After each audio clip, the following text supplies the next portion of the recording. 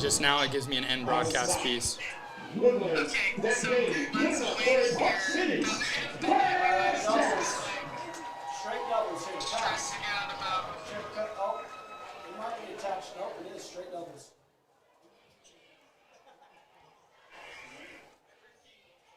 Oh, okay, you're live. We're live? All right. You are good. Okay, thanks, Allie. We can hear you too from my end. Okay, thanks. Welcome into the Ridgeline Park City game. We apologize for some technical difficulties, having some internet issues here, but we're here in Park City. Ridgeline went 3 and out on their first possession. We've got 8 minutes and 40 seconds left in the first quarter. Park City is driving a little bit, and we are game on, Lance. Yeah, sorry about that. While you were dealing with those technical difficulties, I can kind of catch you guys up. Oh, we got to hang on. Looks like they have picked up another. Nope, just short. So they on third down, we're 3rd and 1, but trying to catch you guys up. Yeah, 3 and out by Ridgeline. They had a really great punt, 61-yard punt, and pinned Park City deep, and they went forward on 4th and 1, got it, and now they're driving. So here we go with 3rd and 1. Quarterback in the shotgun, takes a look, throws it over the middle, high and incomplete. Intended receiver there, number 14, Reed McMurdy. Yeah, there. Graham wanted to. That was. He Graham's was ready ball. to roll on that one, wasn't he? Yeah, he read that one perfectly and just he wants that one back. But it brings up now a 4th and 1. Park City with the ball on the Ridgeline 43-yard line. So short distance, and looks like we've got a different formation here. So this is another one, a 4th and short, that they like to go wildcat to a big guy, but looks like they're they're showing him no gain. No gain here. Referee stopping the clock, and looks like we're going to have a turnover on downs. We got Crew Jones in there at the bottom of the pile to be able to help show that Ridgeline has stopped them. No official signal yet from the referees. Yeah, the side marker, he's not moving anywhere. So it looks like Park City's kept their offense on the field. I think they're going to bring out the measurement. First down signaled by the referee. The side judge over there moved a yard in between the discussion. Like he moved a yard downfield and gave them the first down.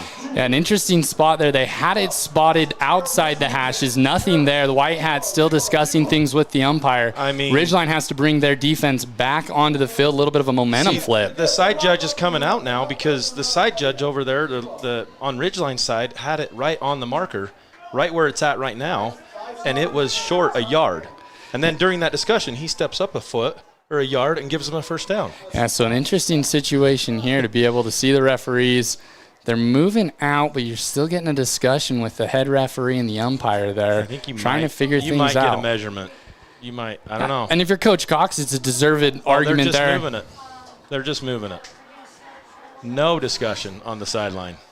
So there it is. The chains are moving for Park City. They're going to have first down from the 43, which is what we just said the yard line was to start that play. Well, the chains have moved about 6 times in the last 2 minutes here. Yeah, and the nose of the ball is past the 43, right? So it's on that 42 and a half-ish is what you're looking at. But to me, the chains are on the 42 for the first down to be able to get things right. But I'm going off the line judge when he marked the ball dead. It was right where the stick is right now, which is a yard short of the first down. Fully agreed there. It's an interesting spot, and we've now spent almost as much time as we tried fixing the internet as they are on this piece here to be able to go. Referee on the far side telling Coach Cox, get out of the way, watch out, here we come. But you've got every single one of those officials still there talking, trying to figure out exactly what's happening. They're trying not to make this one look so obvious, but geez, that was bad. Luckily, they haven't moved the chains yet, so there's still a discussion. But the way that it was marked, I mean, you mark it by the side judge, and you don't – the guy's spotting the ball according to their mark. And he was well short a yard. So, yeah, we're still having a discussion. Let's see if this is the final decision or not.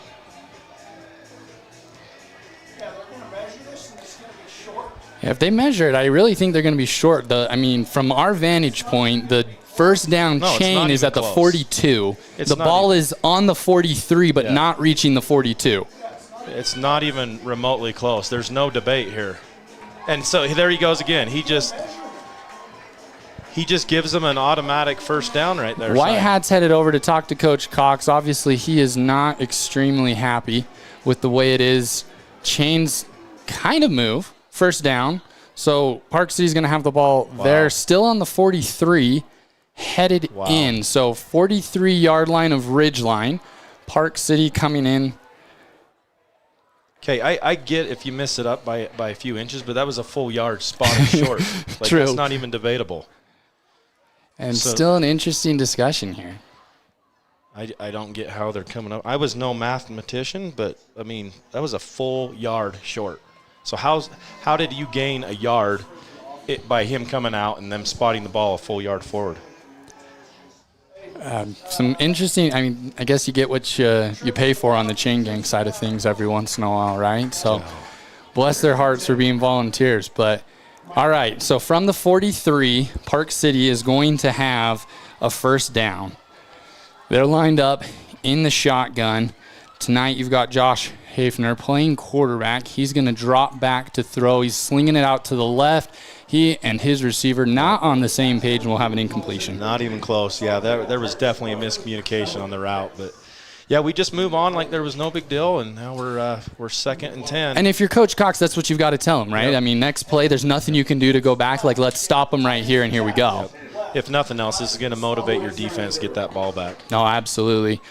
So Park City lines up this time. They've got two over to the short side, tight end motioning over, a little bit of a shift, one receiver to the top of the field. Yeah, they don't have enough men. They don't have enough men in the backfield. Option for Hafner. He goes up the field, ends up getting about 6. There's number 2. They did not have enough men in the backfield, and they let him go. So they've moved the ball to the 38 now. So that was Hafner, the quarterback, Hoffer, the quarterback, that is taking the ball there. So here you go. Trips out to the top of the field. Ball spotted in the middle. So no real wide side of the field here, but trips to the top. Running back on the left hip of Hofer there to be able to take. Ridgeline shifts its D-line. Ball snapped. Throw. A little bit of a double move, but he overshot him again, and you're going to have a fourth down and 5 yards to go. Okay, now we saw the kicker in warm-ups attempt a 47-yard field goal.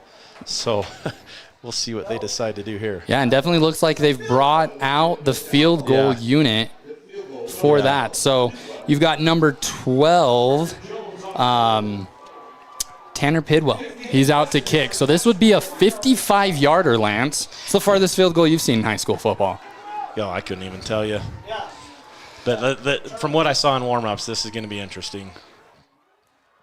It was a 47-yarder. It was 57 that he tried. He came up short. So snap was a little low.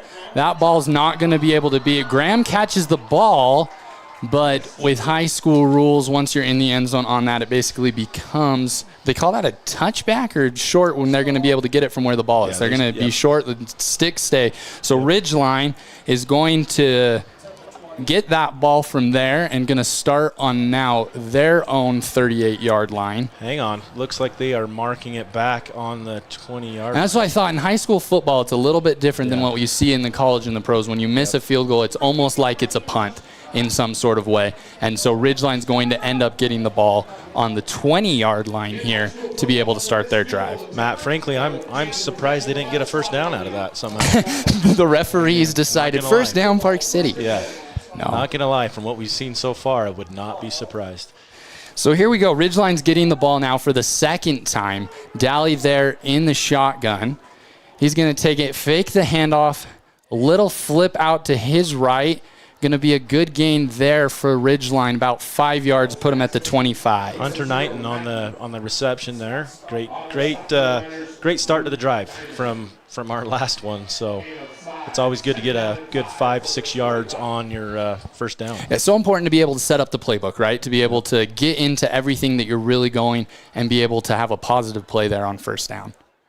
Yep. Now you got Noah Fia in the backfield. Yeah, Fia back behind Daly here to be able to get the snap, and Daly's going to give it to Fia. He's got a little bit of space. First down, and he keeps on going. Tackle made there by number 16, Wyatt Knapp. But anytime a running back is tackled by a safety 15 yards down the field, you've done something good. Credit to your offensive line.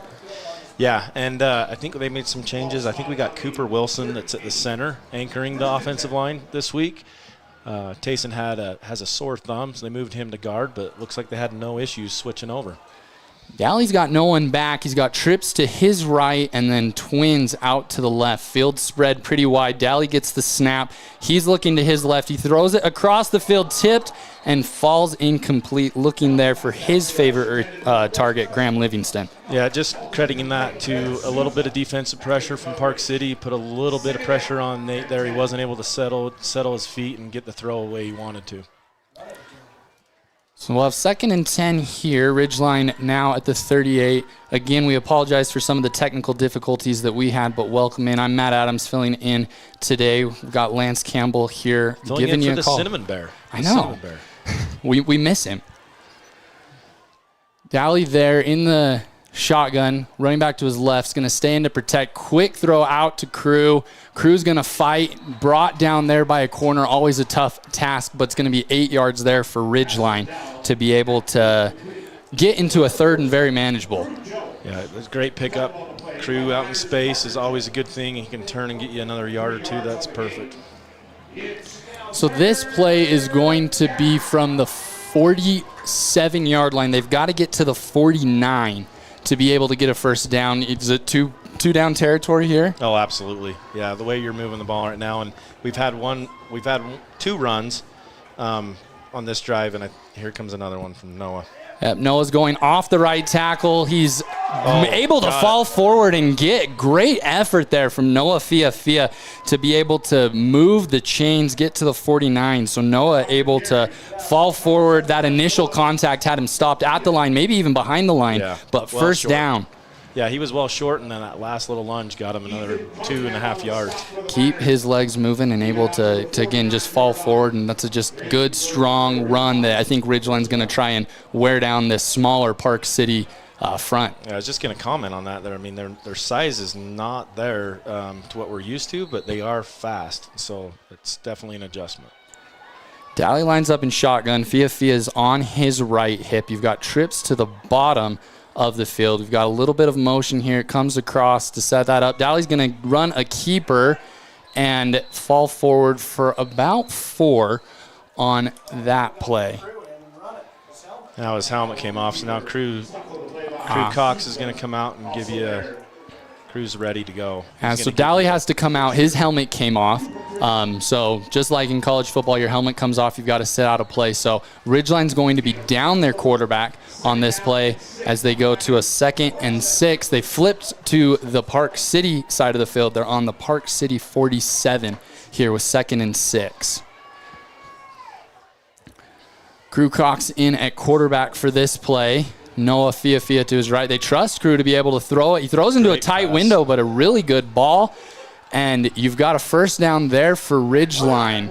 Yeah, credit to Crew Cox for being ready on the sideline at any second, ready to go, warmed up, and they have full confidence in him throwing that pass, and got a great one for a first down.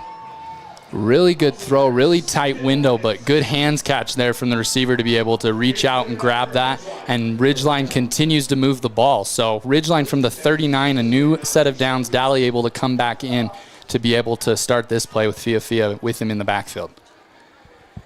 Daly surveying. He takes the snap, looks to his right, goes to Fia right out of the backfield, and he's going to be hit at about the 30 and pushed out of bounds. So just a little swing pass out to the running back up the sideline, 9-yard gain. That was great. They had the defense shifting to the left, and he was wide open coming out into the flat, running his little arrow, and caught that thing in stride and upfield. Yeah, really good pitch and catch, and able to good timing there. You can tell that's something that they've been working on to be able to just keep that momentum moving.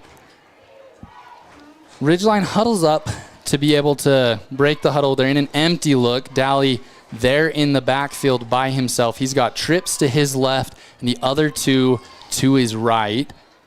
Surveying again, you got 3 down linemen plus a linebacker coming for Park City. Dally throws down the middle, intended for Brady Cook, just past his outstretched arms, and you'll have a 3rd and 1 here coming up for Ridgeline. Yeah, another tight window. That play is going to be there again. I mean, we've seen Dally time and time again hit those in those tight windows. It'll be there again. Really good protection so far that I've noticed. He's had time in a good, clean pocket where he can step up. Yeah, there's only been 1 or 2 that he's been rushed. Otherwise, they've done a really good job up front. 3rd and 1 for the Riverhawks. Dally again by himself in an empty formation. Is this a quarterback draw type of a time? High snap. Takes it, surveys. He's going to look. Fakes a throw and goes down smartly just past the 20. So Ridgeline moving into the red zone. 1st down. Really good scramble there from Dally. I'm sorry, Matt. I really enjoy those types of plays when you can get number 16, an ankle breaker, as they like to call those. That was a great fake, and he had him on his heels. Little Steve Young-esque right there, right? Absolutely. You've got a lefty moving around. He kept the ball high, gave him a little pump, and defensive, you can be 20 yards down the field as a quarterback and you give a pump fake, and all of a sudden they still are not 100% sure what's going on. Yeah, so they'll still go for it. That's an 11-yard scramble, or yes, 11 yards for Dally there to be able to take that and moves Ridgeline into the red zone. We're going to start him from the 19 here on a 1st down. We've got movement on everybody except the center there, so something going on there on a snap counter. Maybe you get a new center in on something like that. Things happen, right? You know, it does, but he's been practicing all week with snapping the ball. I mean, it's going to happen here and there. And last week it was uncharacteristic tonight because last week they played a really clean game up front. Yeah, first away game of the season, so a little more noise, a little bit different of a feel. Who we've got in the background or in the backfield there with Dally this time? Crosby West. All right, so Crosby split back behind Dally. He's going to take the handoff and go up the middle. Keeps those legs moving. They're going to give him 2 yards on this play. Crosby right up the middle. Not much going there. No, got about half of the penalty back and gets him up for a little bit more manageable 2nd down here. So 2nd and 12 here from 2nd and 13, I guess, really just a 2-yard gain to be able to have something like that. So West stays there in the backfield with Dally. He's split off his left hip and then trips, Cruz down by himself at the top. Dally's looking left, got a little pressure from the backside, throws it through the back of the end zone. Looks like a little miscommunication there on the route, or led him just a little much. Yeah, it definitely was. I mean, the protection was there. He had enough time. He was settled. It's just miscommunication between him and Brady Cook, the intended receiver there. So one thing this drive's doing, though, is they're definitely taking a lot of time off the clock. But if you've noticed on our broadcast, probably it's gotten a little quieter. The Park City faithful aren't near as loud as they were that first part of the first quarter. You've got the bells ringing in the background, trying to create a little bit of crowd noise and atmosphere, picking up just a little bit. I hear some cowbell going too. That always keeps things going. Always need more cowbell. Always more cowbell. Dally throws off to his right. It's caught. It's going to be short of the 1st down. He's going to come out at about the 16-yard line, looks like, where that ball is going to be spotted. So West again out of the backfield. It looks like Ridgeline's trying to implement their running backs out of the backfield as pass catchers. They're definitely a threat for running and receiving. All 3 running backs they rotate through are really good at both. So we brought in Owen Lishman. So we've got a 4th down here. Ridgeline going for it. 4th down from the 16-yard line of Park City. They've got to get to the 9. We've got a timeout here. Coach Cox doing that. And we're going to take a quick timeout as well and be back in just a few. I have a deal for you. I'll turn the cable back on when you get my kitchen floor finished. How do I do that in time to watch my team win? Use the expert help at Castalite. For all your brick, block, rock, paver, and tile needs, Castalite.com. When a client walks into the office, I want them to feel like they have a team that is full-time working for them. We really start from the ground up, setting our goals, understanding your situation, and then building the plan to maximize that quality of life. Visit Adams Wealth Advisor. Welcome back in Ridgeline Riverhawks football here on a beautiful Friday night in Park City. Ridgeline has a 4th down and about 7 to be able to get a first down as they're driving inside the red zone. We'll see what they'll be able to do here. Dowley's got a running back to his left. They're going to scramble to Dowley's left. He throws it up. It's caught for a touchdown, Ridgeline. And that is why you've got a D1 athlete out in the back. Graham Livingston with the reception, goes up, gets it, gets smacked, holds onto the ball like it's nothing, tosses the ball to the referee and says, I've been there and done that. Yeah, he got some height on that one. Holy cow. You know, and that reminds me of their opening drive last week. On 4th, they scored on a 4th down and did it here again tonight. But that one was a little bit more. That was where were we at? 4th and 16. Well, it was 4th and 7. They were from the 16-yard line. So it's a 16-yard touchdown there from Dowley to Livingston that just Dowley knows where he needs to put that ball and just let one of the best athletes on the field, if not one of the best athletes in the state, just go up and get it. Absolutely. We're going for 2. Dowley under center this time. He's going to take it. It was an I formation given to Crew, and Jones just walks in.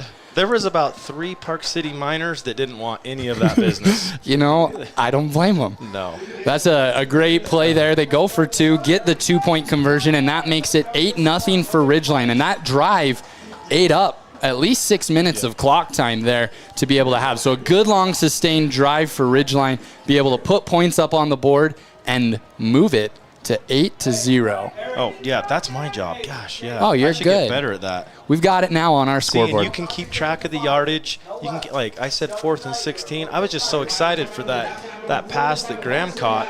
I was all kinds of worked up, you know. I think we're still trying to get down from our frazzle aspect of trying to get caught up and get everything going. But we appreciate you sticking through and joining with us here on the Ridgeline game tonight. All right, let's see. Braxton's kicking. Yep. Braxton Perry kickoff.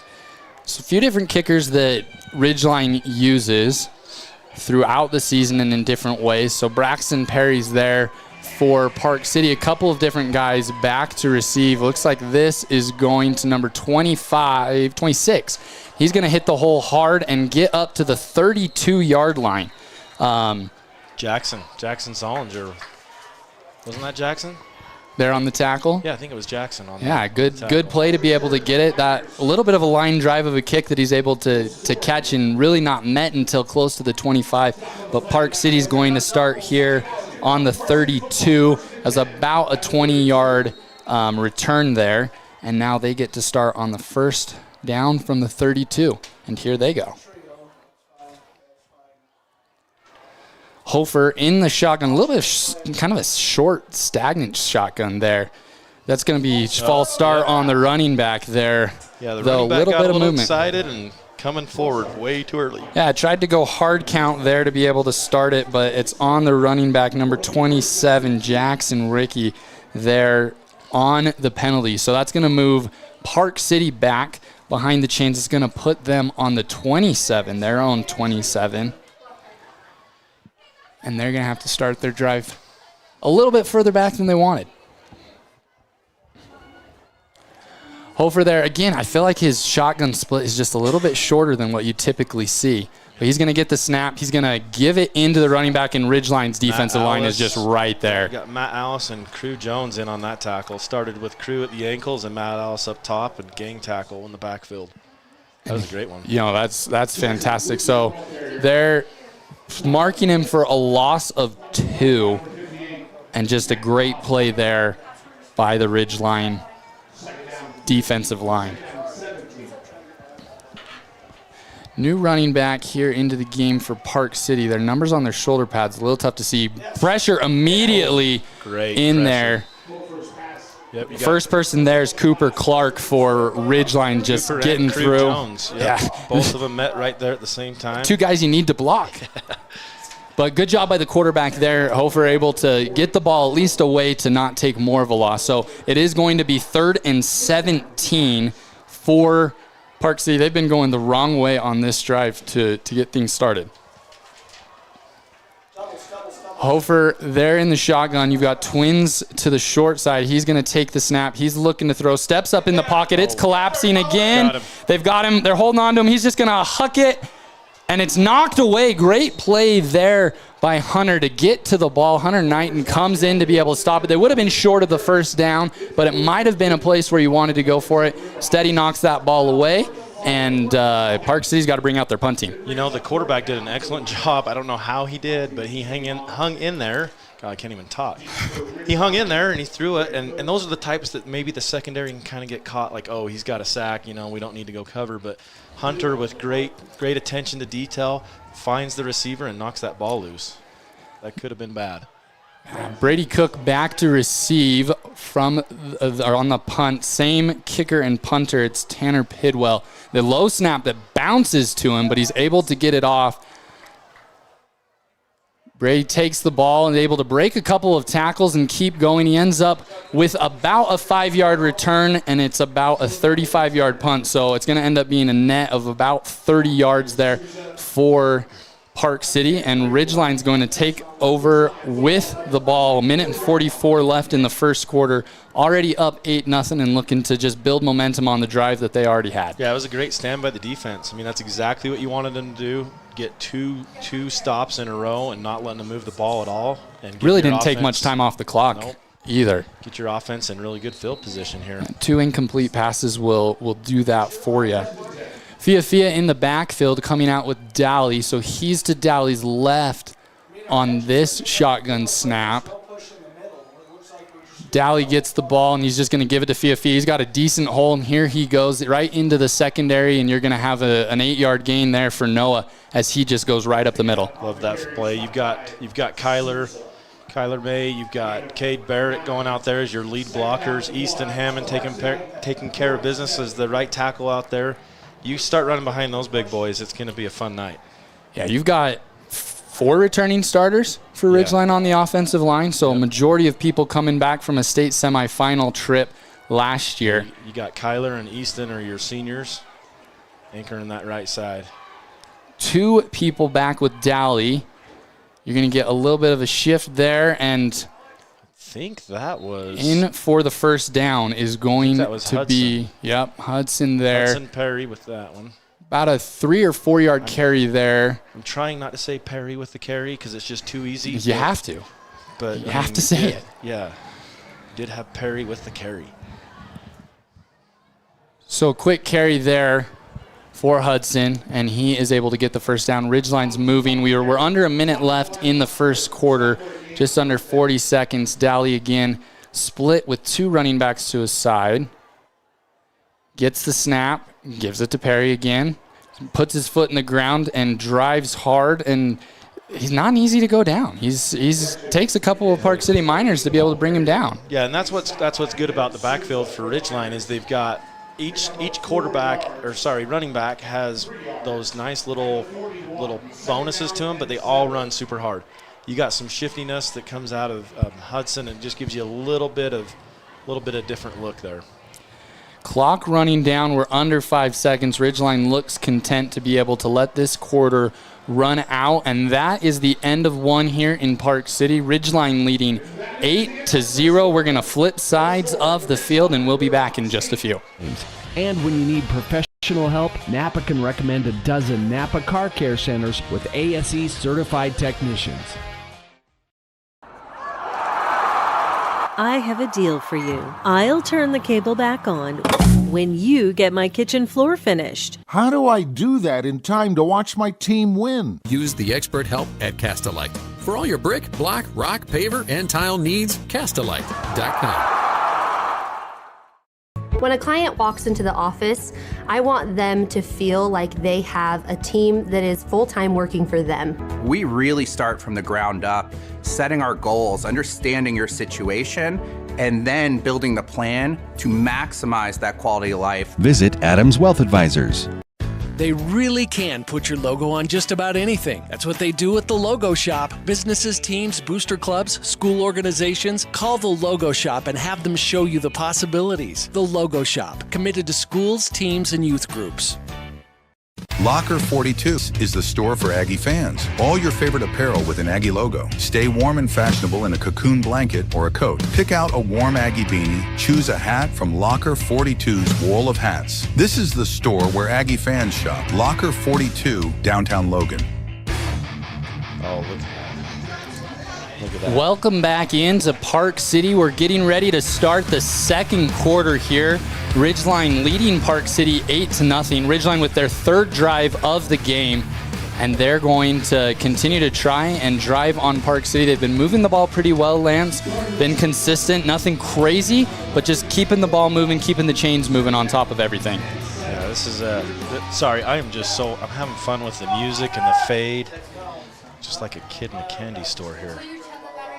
Yeah, I'm trying to get you guys some updates too, if I can, here on some other scores. Got a few other scores that'll be around the region.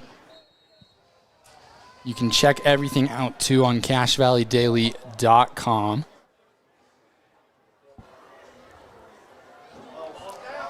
Flag thrown immediately. Ball flipped to Fia right in the backfield, but be interesting to see. The head referee threw that flag right from the beginning. He did. And signaled first down. I wonder if he just accidentally dropped it and didn't know. I'll be honest. I was looking down at trying to get some score updates. I did not. Did he drop and it? I was looking down as well. I just standing here. We're with the coaches in the boxes. Pocket, yeah, it is right perfectly in the middle between the P and the C on the miners' tools on the 50-yard line. So he's going to reach for a flag at some point and not know what to do. Tuck that thing in. Their head ref. But first down there for Ridgeline that moves the ball down to the 31. So good play from Fia out of the backfield. Dowley's going to keep this ball here, and he's shifty and tough to bring down. Design draw right there. Get the defense going with Graham across the formation and opens up that backside. So it had been a 10-yard gain where they flipped the ball out to Fia to the background. Again, running backs out of the backfield. That's been happening a significant amount of times so far tonight. Now, if our coaching staff has noticed that there's no flag, I guess he can throw his hat, but let's go. He can't throw nothing you can do. Yeah, he'll throw his hat or his beanbag or something, right? We've already had some interesting officiating that's been happening. Oh, yeah, he didn't like Noah's towel, so he's making Noah throw his towel on the sideline. And then they're letting Park City sub a couple of people. Park City bringing in a new outside linebacker. He doesn't... Again, Park City a little bit undersized front lines and some of those linebackers that they're bringing. They're definitely fast. Dowley shotgun, Fia over to his left. Dowley's looking immediately to his right, throwing it. He's got an open receiver, and that's a touchdown for Ridgeline. Hunter Knighton just ran straight past everybody. Park City wasn't sure what to do. Great read by Dowley, and just like that, 6 more on the scoreboard for Ridgeline. 22-yard reception there for Hunter, and man, he was wide open right there. I mean, they had a guy covering short and over the top, but he just snuck that one right over the top still. And kind of looked almost like a cover 2 type of a look that they were trying to go with, but corner snuck up, safety didn't squeeze back, and then you're in trouble. Ridgeline continues to go for 2 here. You've got 2 people in the backfield offset. Dowley takes it, gives it again to Crew Jones, who's just going to pile in, and he's going to take it. So 2 more points there. Will get the points on the board, but that's going to bring the score to 16-0. Ridgeline, 10:53 left in the second quarter, and we're going to go to a quick break so that we can try and make sure our streaming of our video is just a little bit better. We'll be right back. DD Auto and Salvage is going to pay you the most for junk vehicles. Get rid of your junk vehicles today. Pickup is available. DD Auto and Salvage in Logan. Call 787-1204. That's 787-1204 today. See store for details. When your car isn't working right, you just need someone who can help make your life a little easier. Cache Valley Auto Care can. Hear what people are saying online. They'll always take the time to help you understand what they're... All right, we're we're going to keep working on some technical issues. We got Braxton Perry kicking off. Good luck with my play-by-play here.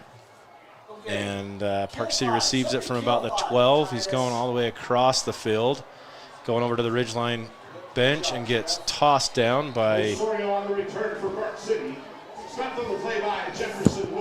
Jeff, or as Park City says, Jefferson Woodland. Got about a 10-yard return there. All right. got trips here.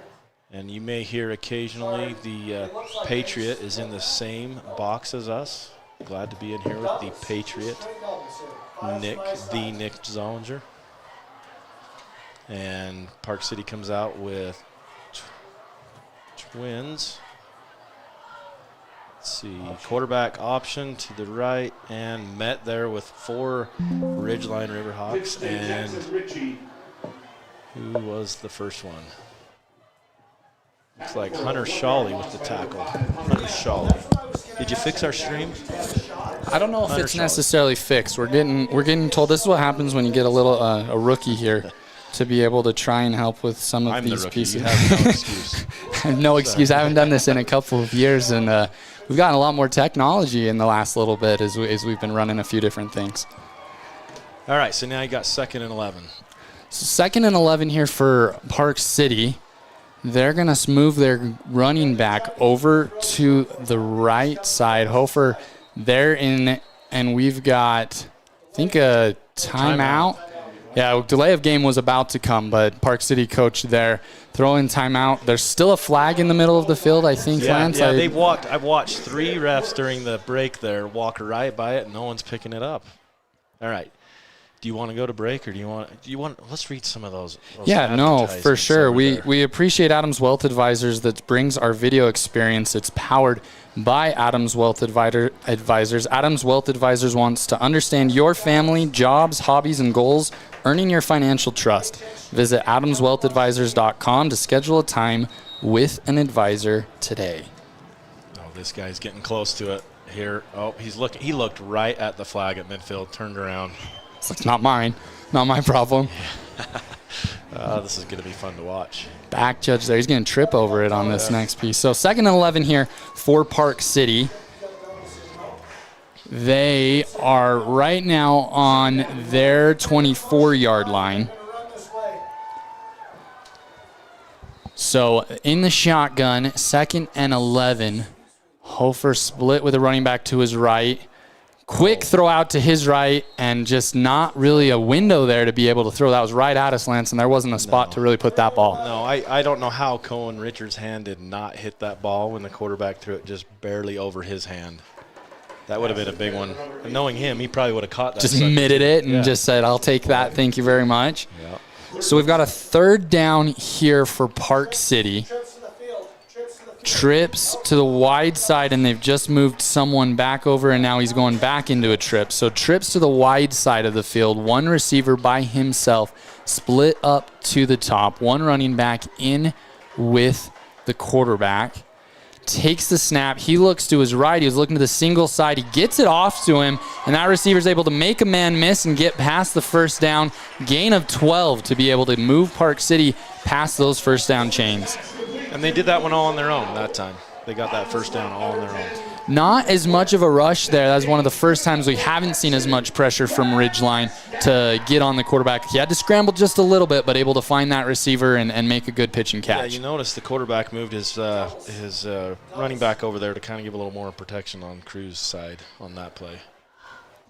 Ball now at the 36 for Park City. The running back is now behind Hofer there. He takes the snap. He goes right. Option pitch. Running back went the wrong way, and Hofer just has to eat it. And Crew Jones says, I will take you down. Thank you very much. He is not happy with his running back right now. I think he's 5-yard loss, and he just got eaten up. The running back just ran off the field. He's like, I'm out of here. I think the running back wanted nothing to do with Crew Jones and knew that he didn't want to be hit with him. Yeah, the quarterback was coming over to talk to him, and he just kept going off the field. So a 5-yard loss there. The clock has stopped for just a second. Is that another flag on the field right at the 40? Yeah, it is. What are we? Something about the time. I think he's saying he's got, our play clock. The play clock on the north end zone is not working. And often when they do that, they'll turn all play clocks off because you don't want one team to potentially have advantage. They've got those resets. So good job. But the back judge just saying, I'll take care of the play clock duties. Referee now winding the clock. Maybe that isn't a flag. No, that one's not on the 40. That one's not. That's just a hash mark. That's part of the soccer field. Okay, wide sweep out to the left. Strung out really good by Ridgeline. That's going to be another loss. Hunter almost had him. He had one guy hanging on his back, and he would have made that tackle right there. But he did enough to keep making the runner extend the play there to where the rest of the defense could come over and get him. So Park City's been going the wrong way on this drive. That's a loss of 6. And you're going to have 3rd and 21 from their 25-yard line as they've, again, just been going the wrong way. Trips bunch formation up on the hash mark to the right of the quarterback. Single running back with him. Ridgeline brings 4, is going to get there, and that's going to be a sack again for the Ridgeline defensive line. There was a is that Logan? 56, one of the first people in there for Ridgeline. Yeah, Logan Jonathan Grohl. Sorry, I said Logan. Jonathan Grohl right there on that one and got his helmet ripped off. But there was 3 or 4 guys there that met at the same time, and they even brought a couple of the Park City Miners with them. They were holding our defensive lineman for the sack. The Ridgeline defensive line, definitely one of the best in the state, and they're really showing that, and they're going to continue to wear on this Park City offensive line that's maybe just a little bit undersized. 4th and 27, Lance. That's not where you want to be. Not next to your end zone. Big punt, though. Wow. Fair catch called for and made by Brady on the That's a 30-ish yard line. That's a smart play. The way that ball was kicked, that thing would have bounced to the 5-yard line. I mean, that was one heck of a punt. It's a 52-yard punt when all is said and done there for Park City. That's a really good punt. That is not the flag. This is kind of like last week when I told Dave that the ball hit the Riverhawk.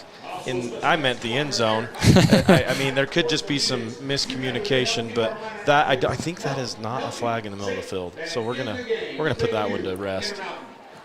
All right. Park City's got some yellow lines for some of their soccer and the other fields, but it looks like a flag that's just sitting there. It looks textured and like it's raised, doesn't it? But that's all right. Ridgeline gets the ball back. They've scored on 2 consecutive drives, trying to make it 3. Dally takes a handoff, couple of good cuts in the backfield, and for that play to end up with some positive yards for Ridgeline is really all you can ask for. They're going to get about 5. Yeah, Crosby West was extremely patient on that. There was like a lot of start and stop as well as some side shiftiness there on that run.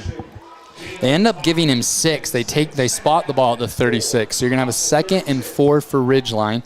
This drive started with about 7.5 minutes to go before halftime. You've got a single wide receiver to the top, to Dally's left, 2 down here to the bottom.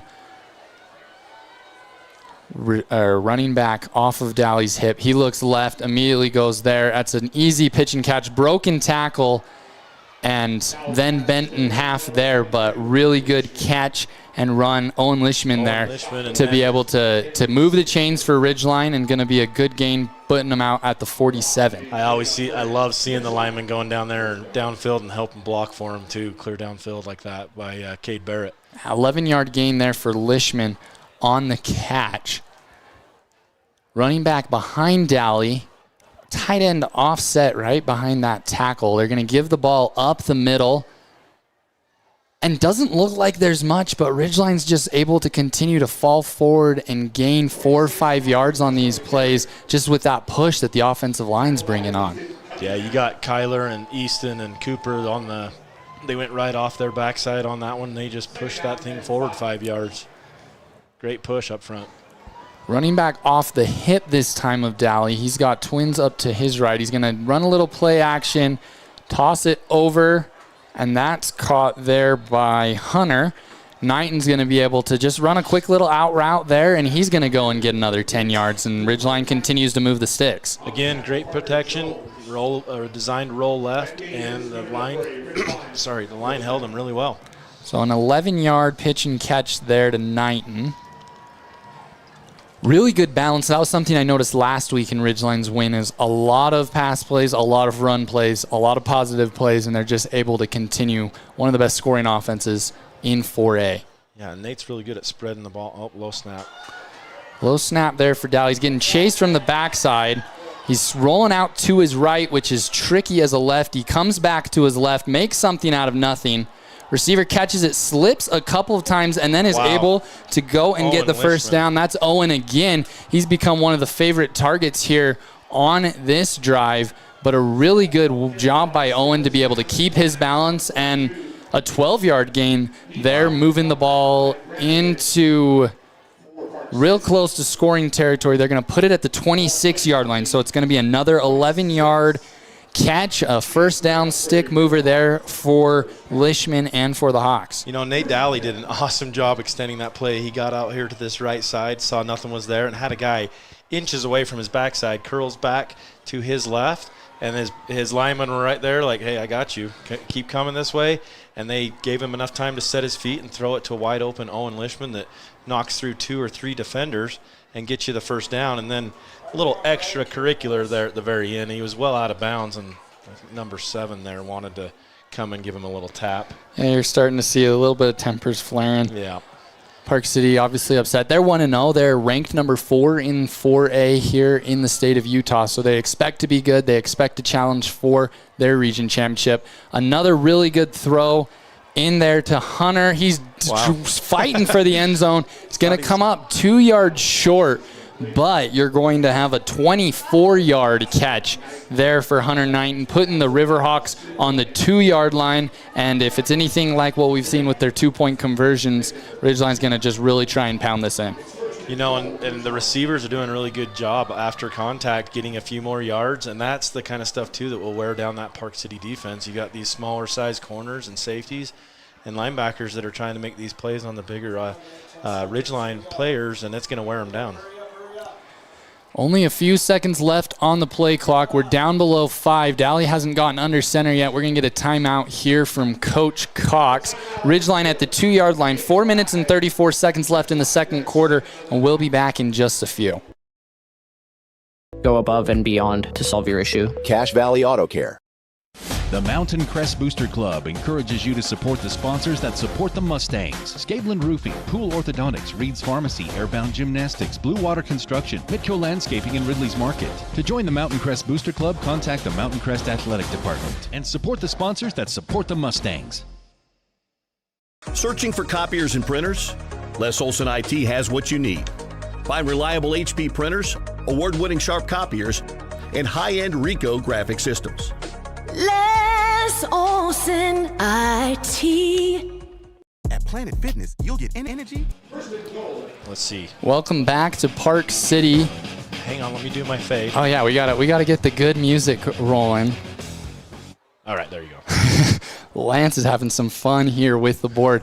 Ridgeline at the 2-3 yard line. It's just a direct snap to Daly. He's just going to follow in, and he just stops because he's in the end zone. There's nowhere else to go. That's another touchdown for Ridgeline. The first rushing touchdown of the day. A 2-yard, 3-yard scamper there for Daly as he just follows everybody in and puts the Ridgeline up 22-0. Great push up front again. It looks like they're going to change it up with Braxton Perry kicking the PAT here. So after 2 successful 2-point attempts, Ridgeline going to kick the extra point. Your holder is Crew Cox, the backup quarterback. Perry there and puts it up and through easily, which will make the score 23-0. That was a 3-minute drive there for Ridgeline. Touchdown capped off by the run by Mr. Daly, who gets into the end zone for, again, the first rushing touchdown for Ridgeline. The other 2 had been receiving touchdowns to this point. But Daly, responsible for all 3 touchdowns. He's playing a really good game, really managing it well. Yeah, they're 2 receptions, a run, and then the PATs, or not the PATs, but the 2-point conversions. You got a little of everything in this game so far. Yeah, Ridgeline went 3 and out on their first drive. If you missed it as part of our stream, wasn't quite working the way that we had hoped for. Came back when Park City had the ball and had driven. But since we've had everything up, really it's been a dominant performance by Ridgeline, both offensively and defensively. Higher kick this time. Park City's going to be able to return it, but he drops it, and you've got multiple Ridgeline guys that are right there. He's going to be tackled inside the 10-yard line, only going to be about a 3 or 4 yard return to be able to have really good kick coverage there by Ridgeline. They had multiple guys that were down there. Yeah, Ty Paskett was the first one down there. Ty's one of the fastest guys on the team, too. Fast, and he's not small. That was great. He got down there, and then there was about 4 others there that met him. But you don't have time to bobble it. No. Especially with a high kick like that. That was end over end and a really good kick to be able to let your team get down there. The quarterback for Park City is going to be, he's coming up now to maybe check the play, but his heels are standing on his end zone as he's getting the snap. It's coming from about the 5-yard line. As expected, pressure and Ridgeline gets him. That's a safety. The ball may have came out. No, they called it a safety. The referee put the hands above the head. If you didn't hear the Patriot, if you did not, and he's still down. The Patriot there helping with that call. I love it. Yeah, he had a stripped ball and recovered by the defense. They did end up calling a safety, so it was just, but it looks like Park City was able to get onto the ball. Quarterback is still down there for Park City. He's laying in the end zone. That ball did come out, but safety there for Ridgeline. If you can't hear Coach Nick over here, he's talking about Park City was trying to, with the ball at the 5, you immediately assume the ball's got to come out quick. And they tried to run a little bit of a slant and go, seeing if they could catch Ridgeline off, and they were ready for it. Defensive lines there. We've got an injury here on the field. We're going to take a quick break while they look at the quarterback, and we'll be back as soon as the game resumes. Can you help me with this? This is better. Join the judgment-free zone today for $15 a month. Planet Fitness. Big fitness energy for all. From what's happening in local political elections, to breaking news, to photo galleries and replays of the latest games. If it's happening in our community, it's on CacheValleyDaily.com and the Cache Valley Daily app. Local, relevant news on CacheValleyDaily.com. Find the parts and the oil you need to keep your car and equipment running its best at your locally owned Napa Auto Parts. All the best brand names. And when you need professional help, Napa can recommend a dozen Napa Car Care Centers with ASE certified technicians. I have a deal for you. I'll turn the cable back on when you get my kitchen floor finished. How do I do that in time to watch my team win? Use the expert help at Castalite. For all your brick, block, rock, paver, and tile needs, Castalite.com. When a client walks into the office, I want them to feel like they have a team that is full-time working for them. We really start from the ground up, setting our goals, understanding your situation, and then building the plan to maximize that quality of life. Visit Adams Wealth Advisors. They really... Okay, we're back. We are back in Park City. Quarterback still down there for Park City. He's in the end zone, but he was hit hard by multiple Ridgeline defensive linemen. We're going to call that our Castalite Brick and Tile Rock Hard Tackle of the game. Whether you're looking for brick for your home, tile for a bathroom remodel, or pavers for a new walkway, think Castalite. Online and Castalite.com. Lance, do you have a couple of scores for us around the region? I do. I'm just trying to translate some of these updates I'm getting. But Mountain Crest 34, Uinta 0, and there's 9:58 in the second quarter. And then we've got, it's Green Canyon and Springville. So Springville is 13 and Green Canyon 3, and that one's at halftime. And Bear River 35, Cottonwood 0, the end of first. Those are the updates I've got so far. I don't have anything from Skyview or Morgan. Some good teams in Region 11 this year that Ridgeline's going to be competing with. They were picked by the Deseret News and those around the valley as the team to beat in the region.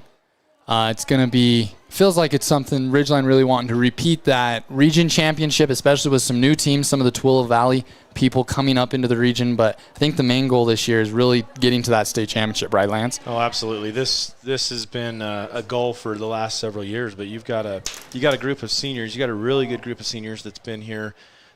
They've been so close year after year. They've had a successful football program. They're definitely eyes on the championship this year and nothing else. Park City quarterback still down, surrounded by the athletic training team. We're hoping for all the best there for Josh Hofer, hoping things are going to be okay. You definitely don't like seeing this part of football. He had a lot of pressure on him. There were a lot of guys there. I couldn't see from our angle anything there, but they've brought the stretcher out now, coming from the far end zone. They've got to make a long walk from the ambulance. Hopefully, it's nothing to do head or neck. Easily could be something the foot or an ankle where you can't walk. You got to immobilize some things along those lines, but we are hoping for the best there for the Park City quarterback. He did get dinged up just a little bit last week, and Park City had to play a second quarterback. That second quarterback was able to help bring them back against Wasatch. They were able to play in the fourth quarter, outscoring Wasatch 14-3 to come back and win that game. So a quarterback that would be coming in is someone that has had a little bit of time, assuming it's 13, Cole Morgan, who's warming up. A couple people warming up. That's, I think, 15 that's warming up with number 9. So we'll see who ends up coming in. Yeah, I bet you're going to see that crew Kimball down there that's getting warmed up. But, yeah, they're definitely, you hope that this is just for taking, extreme caution, getting the stretcher out. I always want to make sure that you err on the side of caution in something like that. You don't want something like this to impact your life more than it already will. Yeah, for sure. This is the part you don't like. I mean, everybody's curious what's going on. You're worried. It doesn't matter which side of the football field you're on. It's never good to see this part. Do you want to read a couple more? Yeah, of those, for sure. Or? Cache Valley Auto Care, one of our great sponsors here on 104.5 The Ranch, and video streaming on CacheValleyDaily.com. Cache Valley Auto Care, honest work, fair prices, no upsells, no pressure. At Cache Valley Auto Care, they treat your car and you the way they would want to be treated. See, I'm having you read those because I can't talk tonight. So you're pulling like triple duty. I feel like I'm not even helping you here. We're having a good time and we're excited. It's different. It's fun to be able to call a Ridgeline game here, but we miss Dave. Been doing it for a long, long time. Dave, we appreciate all you've done. You're the voice of the Riverhawks, and that will always continue.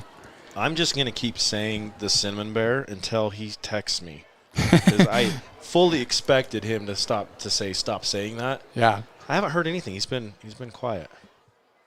I'm sure he's focused on something important.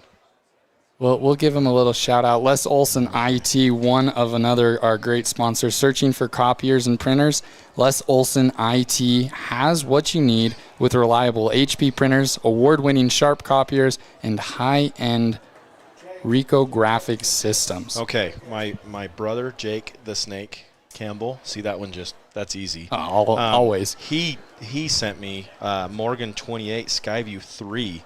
Oh, wow. 2:45 in the second quarter. And Nate's given us 35-3. Just another score for Morgan at half. 35-3 there for Morgan over Skyview. That's a good Morgan team that Ridgeline played last week and really controlled that game really well from start to finish.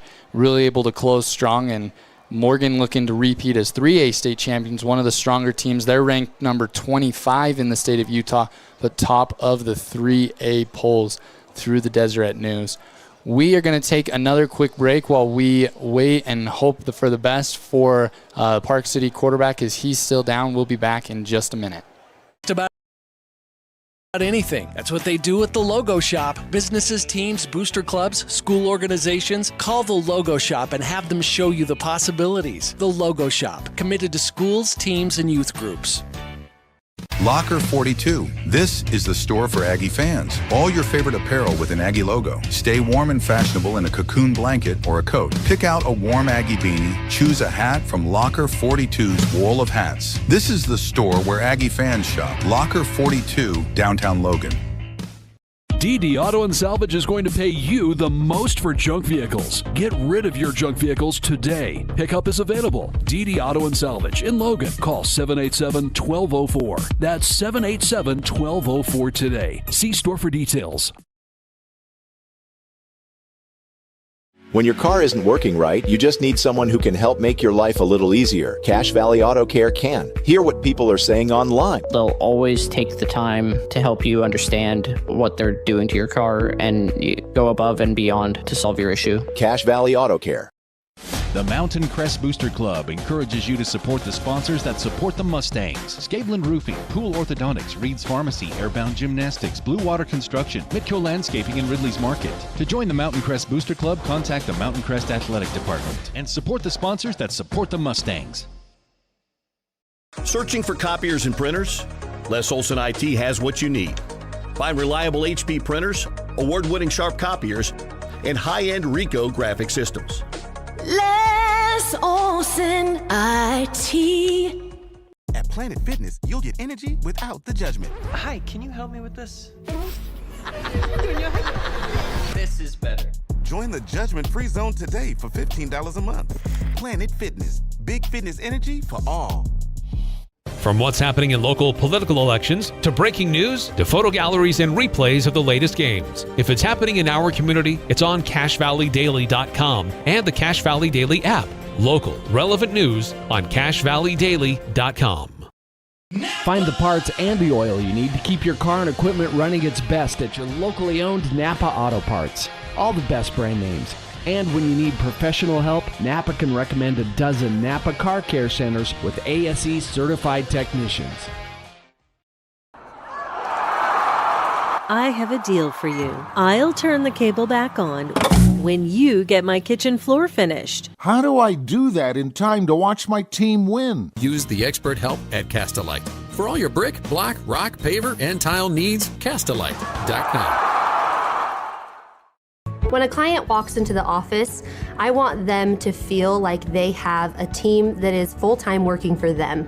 We really start from the ground up, setting our goals, understanding your situation, and then building the plan to maximize that quality of life. Visit Adams Wealth Advisors. They really can put your logo on just about anything. That's what they do at the Logo Shop. Businesses, teams, booster clubs, school organizations. Call the Logo Shop and have them show you the possibilities. The Logo Shop, committed to schools, teams, and youth groups.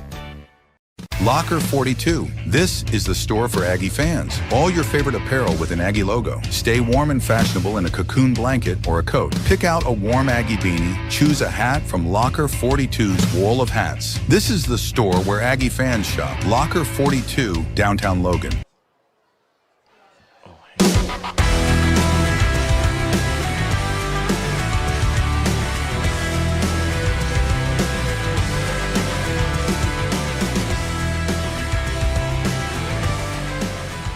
Nick, what's going on with your camera? Welcome back into Park City. We've got an injury here late in the second quarter. Ridgeline right now leads 25-0, 4 minutes and 16 seconds left in that second quarter. The quarterback for Park City took a hard hit in the end zone. It resulted in a Ridgeline safety. There have been a stretcher that's been brought out for him, quite a few different people out and around him. The golf cart that was there just took off with no player there. So hopefully that's good news, and that Hofer there, Josh Hofer, is going to be okay. He is the backup quarterback already. The original starting quarterback for the year was Cole Morgan for Park City. He was dinged up in the first game, and then Hofer came in to lead that comeback for Park City against Wasatch last week. So Park City might be hit with a little bit of that injury bug as they're trying to get to a third string quarterback. We're adjusting a little bit with our camera for the quarter, Park City's got a pretty fancy scoreboard where the clock will move down below, and then when they stop kicking out advertisements, it'll move up above. And when it moves up above, things get changed for us. So we apologize for the timing. You might see a few different pieces on the scoreboard. It's going to be right for now, and we appreciate Coach Zollinger coming to help us out. Thank and then goodness we are sharing a booth with the Patriot. And I've got this mic ready for whenever he's ready. He can just throw the headset on. If he gets bored over there on this delay, he can pipe right onto this thing and go. I don't know what's going on here. They haven't had a whole lot of progress on the quarterback, but at some point the problem is he's cleared out on the south end zone. The ambulance is clear on the other side, and like you said, the golf cart went away. So once they do get him up and going, it's still going to be a little bit of a journey to get him into the ambulance. I didn't see stretchers still down. There is an EMT, a couple of EMTs that are down there working. Still a pretty big circle, a few coaches. I think his mom's come down onto the field. Again, we don't want to speculate on any injuries. We're just hoping for the best for Hofer, that things will be all good and that he'll be able to continue his season as time goes on. He's a junior quarterback, 6 foot, 186 pounds. Again, led Park City to a come-from-behind win last week against Wasatch, but it's going to take a pretty monumental effort from whoever comes in from the Park City side of things to be able to try and really even just move the ball against Ridgeline. Other than that first drive, Park City ended up stalling by missing a field goal. I think it was a 47-yard field goal, something along those lines. They missed that field goal, and 55-yard field goal. Once that was missed, Park City has pretty much gone backwards the rest of the time. Yeah, and they really haven't been. Yeah, they haven't been anywhere near scoring position since. That, like you said, that opening drive. That's one thing that Ridgeline's really focused on this year, is not coming out starting slow. Which that first drive, that's exactly what happened. And ever since then, they've kept the momentum up. But one thing that we've commented on too is how well Nate's spreading the ball around to receivers, and that run pass combination, and really having a good mix between your three running backs. We've seen all three now carry the ball, and spreading the ball out with receiving as well. One of the most versatile parts of Ridgeline being able to have running backs come out of the backfield to be able to really catch the ball there. But we're being joined here. Oh, this is getting serious. Let me Bluetooth into this and do my own music. You know how to do it. It's all you. Actually, hang on. I'm only calling him Dave Simmons. I did get corrected. He is the Cinnamon Bear. Nope, I got corrected. This is the hardest part about a broadcast is, what do I say next? I mean, we're on a, 20-minute delay probably by now? It's been hey, where's my pizza?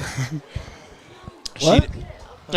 Okay, go get me. You've got to be related to her. Thank you. Oh, there's the Bluetooth. Oh, yeah. Hang on just 1 second. Yeah, Matt, we could talk about, I try to steer away from all the family reunion talk, but I didn't put it together until about 3 days ago that you married Lindsay's cousin, and yes, and just up the street too. I know. We live a block from each other in different ways, so it's just a match made in heaven to be able to come down to Park City to be able to fully unite. Enough of the family reunion. I know. Garbage. I know. Here you go. That's how long this delay is going.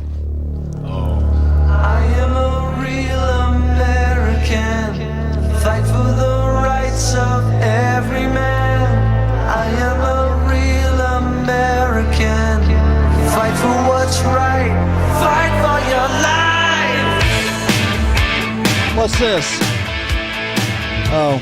Well, that's old news. That's my walk-up music. That's actually Hulk Hogan's walk-up music back in the day. Rest in peace to the legend. We lost the legend. To the legend. Earlier this year. Like Dave says, I feel like you just sound better if you keep a little bit of background music playing. Yeah, it helps on these long pauses like this. But that is a great intro. Well, I feel terrible for this Park City player. What's his name? Number 10. What's that? Hofer, they're the quarterback for Park City, number 10. Josh. Yeah, it's obviously got to be something that is taken very seriously by the EMTs here, because they are not moving him. No. They're not even it doesn't even look like they're attempting to pick him up yet. So they're making sure he's very secure to whatever kind of what are those stretcher? I mean, it's not a stretcher. The it's a flat board. Yeah, it's like an EMT. That's the thing. Where's the stretcher? Like my concern is as careful as they are with carrying him. Once you've they seen pick all him those up, videos. I mean, heaven forbid something like that happens. But you've seen the videos. The tripping. Where we don't want any more damage to be done than what's already happened. You don't need those turf snipes to come up and get you. I want to give the Cinnamon Bear a shout out though. Dave Simmons? Yeah. Okay, because you don't know him as the Cinnamon Bear. Well, I do, but I've been Mountain Man. Is that what we're going with? That's that's the fans have declared. Have they? Well, Joby Parker did text in and he said CZ Top, Lance Campbell. I don't care for that one. I don't remember the other one. I'm sure he'll send it to me. Well, you had the other one. It was the Mountain Man. What are you looking for? The Pioneer. Where did my phone go? Is that it? No. Oh, there it is. It's underneath that paper. But anyway, Dave Simmons, what? Dave the Cinnamon Bear Simmons. Yeah. He has told me if I'm going to continue to join him on broadcast, that I cannot use the Cinnamon Bear. He said he refused to send me text messages of encouragement and positivity unless I stop using that. Well, that was that was with Dave. The other one was Lance Duck Dynasty. Too long. Yeah. It's too long. It doesn't flow. The Mountain Man. It doesn't flow. I like the Mountain Man personally. Like the Pioneer or the Mountain Man. And I feel like the fans have chose. They like the Mountain Man. Kind of a grizzly fellow. Usually whatever you say sticks. Kind of a grizzly. Yeah, a bit of a grizzly fellow. Yeah.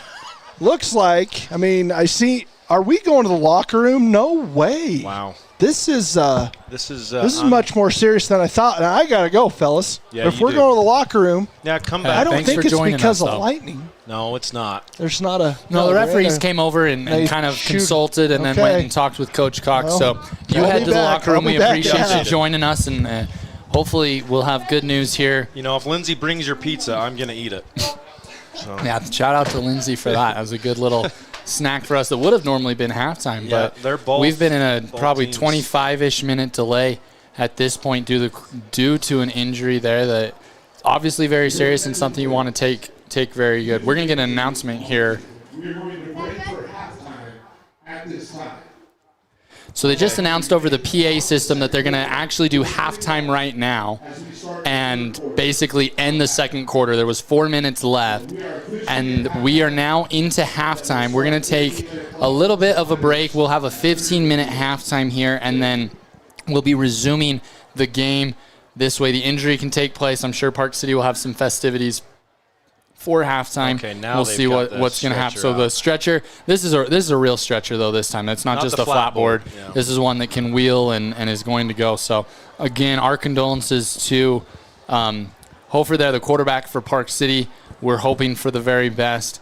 They have just announced that we're going to go into halftime early. Ridgeline is already headed into the locker room.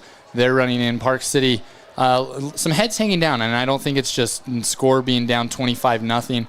I think they're nervous, but they have just lifted Hofer up off that flat board onto the stretcher, so he is there. We'll be hoping to see a wave or see some sort of acknowledgement from him as he's wheeled off. We're hoping for the best for him, but we'll go to a break and then come back to break down the first half. DD Auto and Salvage is going to pay you the most for junk vehicles. Get rid of your junk vehicles today. Pickup is available. DD Auto and Salvage in Logan. Call 787-1204. That's 787-1204 today. See store for details. When your car isn't working right, you just need someone who can help make your life a little easier. Cache Valley Auto Care can. Hear what people are saying online. They'll always take the time to help you understand what they're doing to your car and go above and beyond to solve your issue. Cache Valley Auto Care. The Mountain Crest Booster Club encourages you to support the sponsors that support the Mustangs. Scabelin Roofing, Pool Orthodontics, Reed's Pharmacy, Airbound Gymnastics, Blue Water Construction, Mitco Landscaping, and Ridley's Market. To join the Mountain Crest Booster Club, contact the Mountain Crest Athletic Department and support the sponsors that support the Mustangs. Searching for copiers and printers? Les Olson IT has what you need. Find reliable HP printers, award-winning sharp copiers, and high-end Ricoh graphic systems. Les Olson IT. At Planet Fitness, you'll get energy without the judgment. Hi, can you help me with this? This is better. Join the judgment-free zone today for $15 a month. Planet Fitness, big fitness energy for all. From what's happening in local political elections, to breaking news, to photo galleries and replays of the latest games. If it's happening in our community, it's on CashValleyDaily.com and the Cache Valley Daily app. Local, relevant news on CashValleyDaily.com. Find the parts and the oil you need to keep your car and equipment running its best at your locally owned Napa Auto Parts. All the best brand names. And when you need professional help, Napa can recommend a dozen Napa Car Care Centers with ASE certified technicians. I have a deal for you. I'll turn the cable back on when you get my kitchen floor finished. How do I do that in time to watch my team win? Use the expert help at Castalite. For all your brick, block, rock, paver, and tile needs, Castalite.com. When a client walks into the office, I want them to feel like they have a team that is full-time working for them. We really start from the ground up, setting our goals, understanding your situation, and then building the plan to maximize that quality of life. Visit Adams Wealth Advisors. They really can put your logo on just about anything. That's what they do at the Logo Shop. Businesses, teams, booster clubs, school organizations. Call the Logo Shop and have them show you the possibilities. The Logo Shop, committed to schools, teams, and youth groups. Locker 42. This is the store for Aggie fans. All your favorite apparel with an Aggie logo. Stay warm and fashionable in a cocoon blanket or a coat. Pick out a warm Aggie beanie. Choose a hat from Locker 42's wall of hats. This is the store where Aggie fans shop. Locker 42, downtown Logan.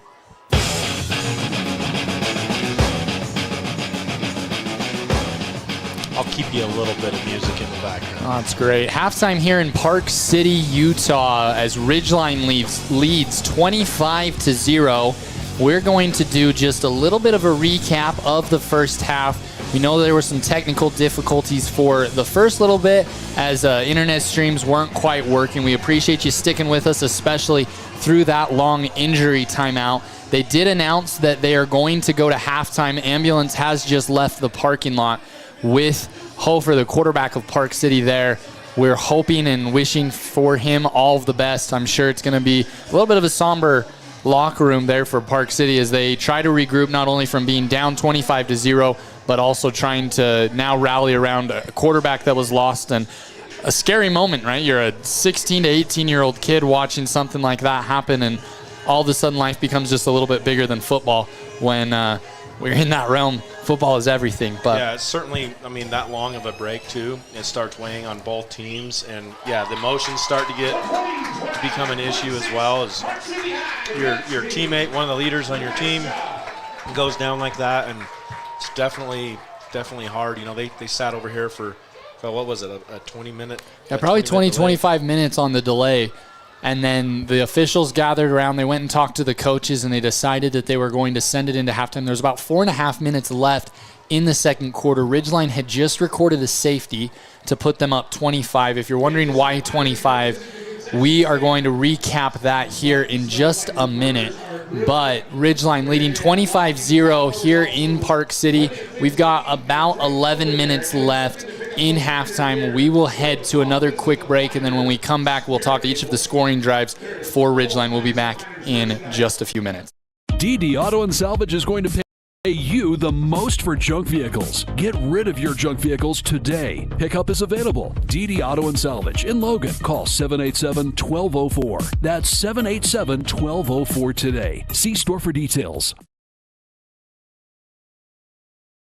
When your car isn't working right, you just need someone who can help make your life a little easier. Cache Valley Auto Care can. Hear what people are saying online. They'll always take the time to help you understand what they're doing to your car and go above and beyond to solve your issue. Cache Valley Auto Care. The Mountain Crest Booster Club encourages you to support the sponsors that support the Mustangs. Scabelin Roofing, Pool Orthodontics, Reed's Pharmacy, Airbound Gymnastics, Blue Water Construction, Midco Landscaping, and Ridley's Market. To join the Mountain Crest Booster Club, contact the Mountain Crest Athletic Department and support the sponsors that support the Mustangs. Searching for copiers and printers? Les Olson IT has what you need. Find reliable HP printers, award-winning Sharp copiers, and high-end Ricoh graphic systems. Les Olson IT. At Planet Fitness, you'll get energy without the judgment. Hi, can you help me with this? This is better. Join the judgment-free zone today for $15 a month. Planet Fitness. Big fitness energy for all. From what's happening in local political elections, to breaking news, to photo galleries and replays of the latest games. If it's happening in our community, it's on CacheValleyDaily.com and the Cache Valley Daily app. Local, relevant news on CacheValleyDaily.com.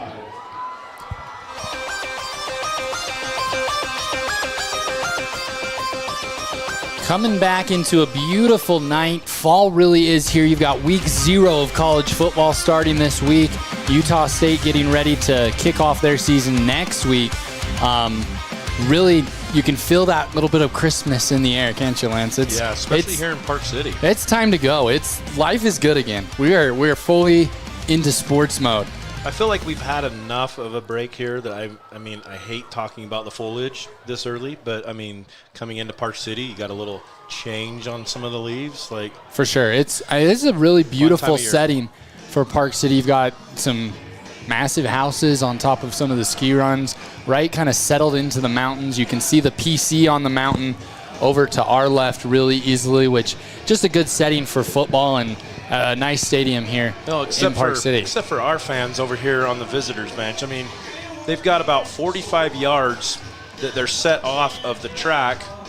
It's like they're not even part of the game. They're that far away.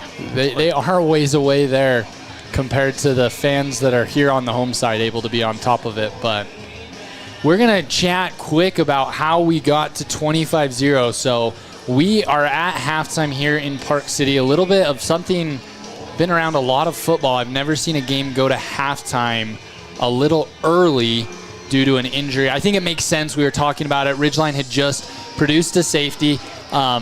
Big injury there for the quarterback of Park City. They had to bring in a stretcher. They pulled him off. Ambulance ended up taking off. We're hoping for all the best. But originally to start the game, Ridgeline got the ball and they stalled going 3 and out. Really not a lot of different pieces going. Punted the ball to Park City, and Park City had their best drive of the game. They marched down the field.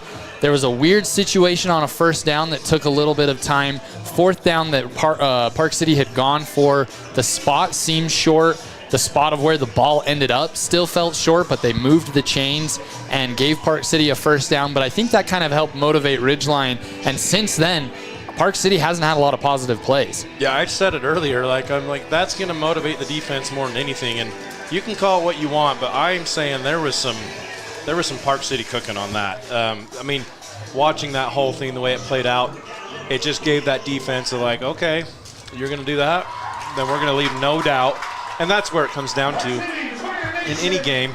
It's not down to 1 or 2 plays, right? It's how you do throughout the entire ball game, and that's where Ridgeline, that senior in Espanol. The senior-led team that has that maturity. That's all right, next play. You always teach your kids hey, that play's over. We're going to buckle down the next play, and then your defense.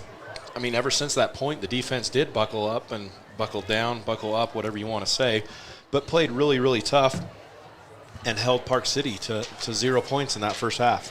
So Park City ended up missing a 55-yard field goal. They had gotten that first down on that little bit of a controversial call. That kind of put them on the plus side of the field. They moved it just a little bit more, took a 55-yard field goal, ended up missing it short, bringing the ball to the 20-yard line for Ridgeline, and since then it's really been all Ridgeline. So Ridgeline getting the ball on that 20-yard line.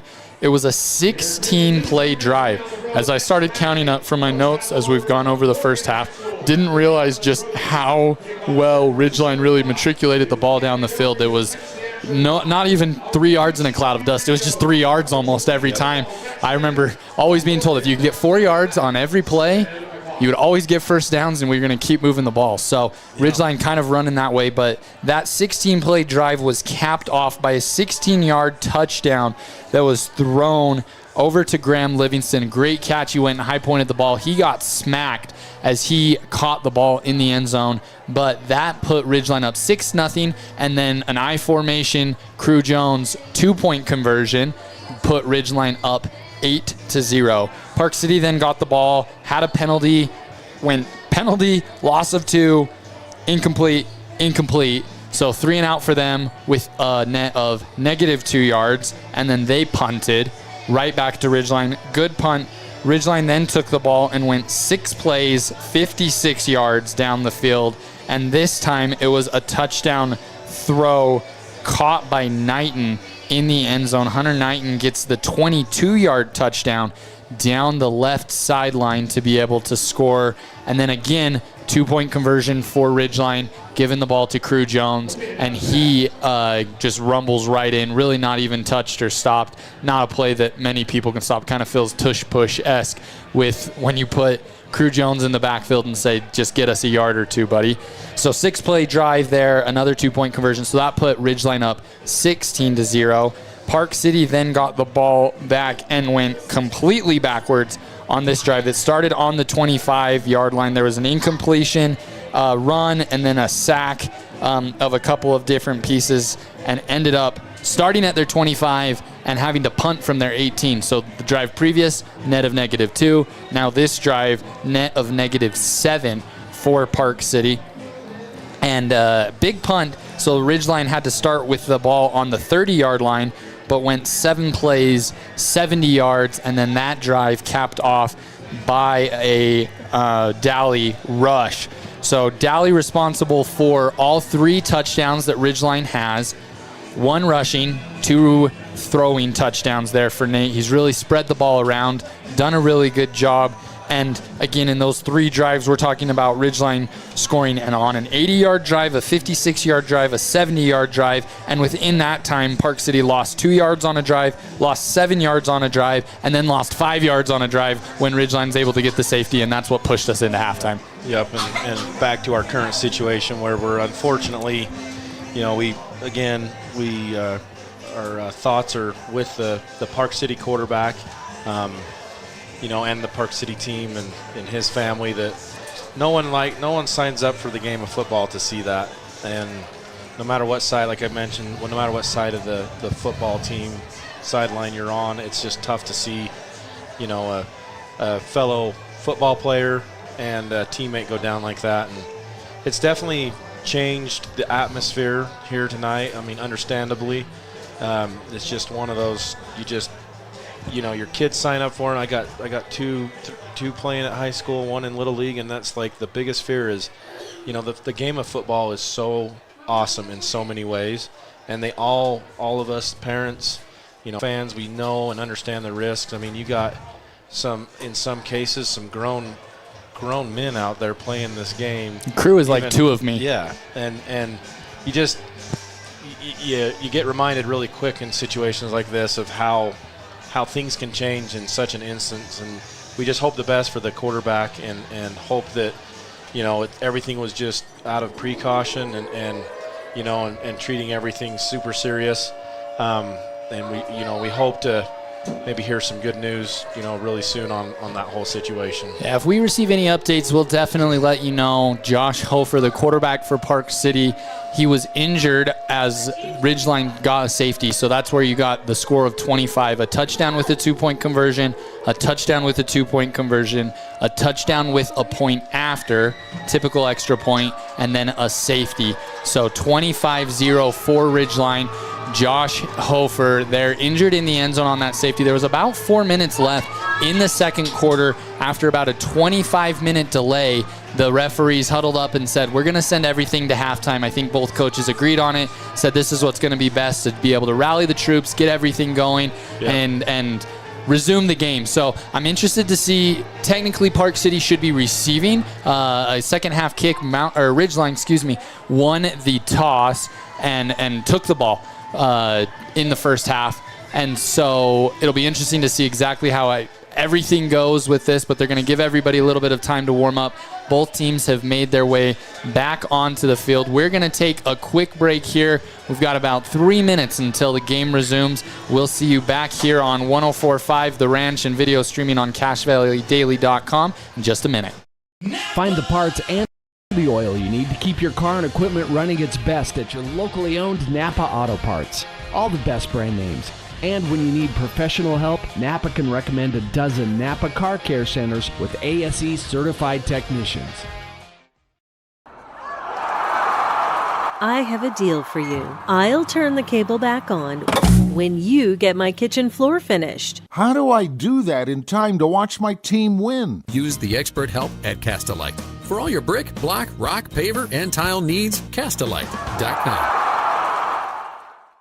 When a client walks into the office, I want them to feel like they have a team that is full-time working for them. We really start from the ground up, setting our goals, understanding your situation, and then building the plan to maximize that quality of life. Visit Adams Wealth Advisors. They really can put your logo on just about anything. That's what they do at the Logo Shop. Businesses, teams, booster clubs, school organizations. Call the Logo Shop and have them show you the possibilities. The Logo Shop, committed to schools, teams, and youth groups. Locker 42. This is the store for Aggie fans. All your favorite apparel with an Aggie logo. Stay warm and fashionable in a cocoon blanket or a coat. Pick out a warm Aggie beanie. Choose a hat from Locker 42's wall of hats. This is the store where Aggie fans shop. Locker 42, downtown Logan. DD Auto and Salvage is going to pay you the most for junk vehicles. Get rid of your junk vehicles today. Pickup is available. DD Auto and Salvage in Logan. Call 787-1204. That's 787-1204 today. See store for details. When your car isn't working right, you just need someone who can help make your life a little easier. Cache Valley Auto Care can. Hear what people are saying online. They'll always take the time to help you understand what they're doing to your car and go above and beyond to solve your issue. Cache Valley Auto.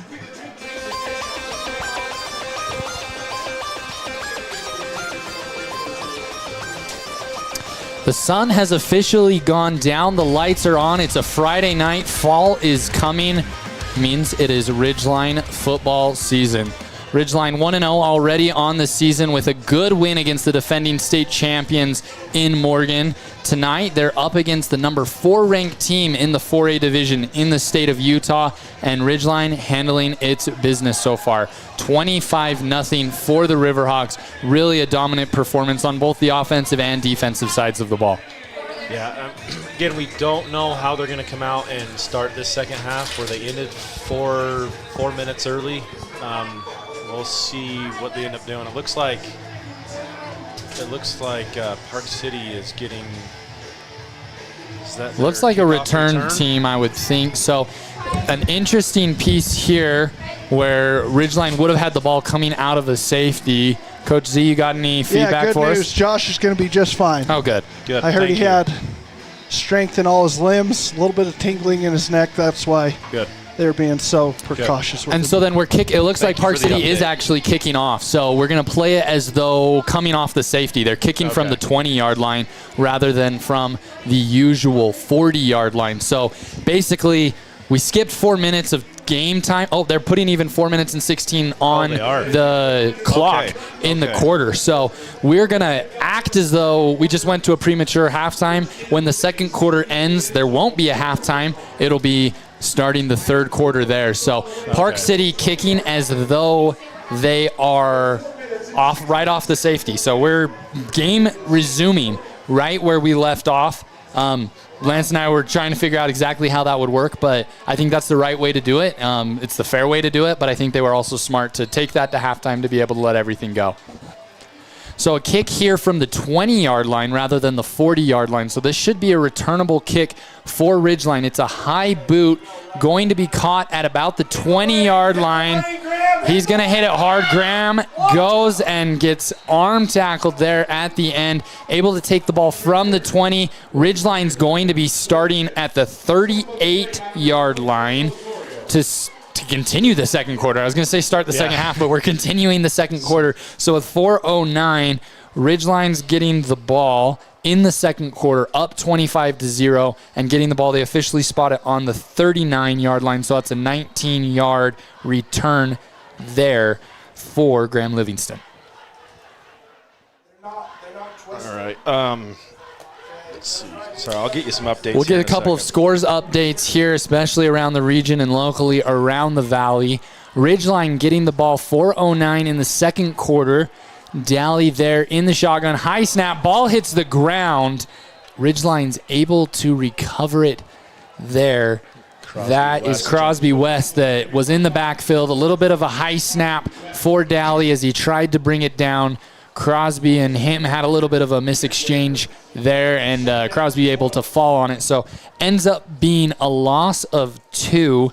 Moves the ball back to the 37 as Ridgeline's able to escape there. That would have been kind of a momentum-busting play too if that Crosby isn't able to fall on that. Yeah, for sure. You just don't know what that long delay causes these teams to do. Snap to Daly. He's going to look, flip it out. Livingston's there, and he drops it. Hits him right in the hands.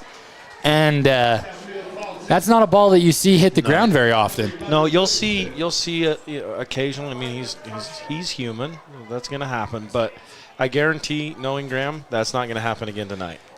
And what's going to be great is Daly isn't going to let that affect the fact that he threw that ball right there. If he's open in that window, he's going to be able to go right back to the well.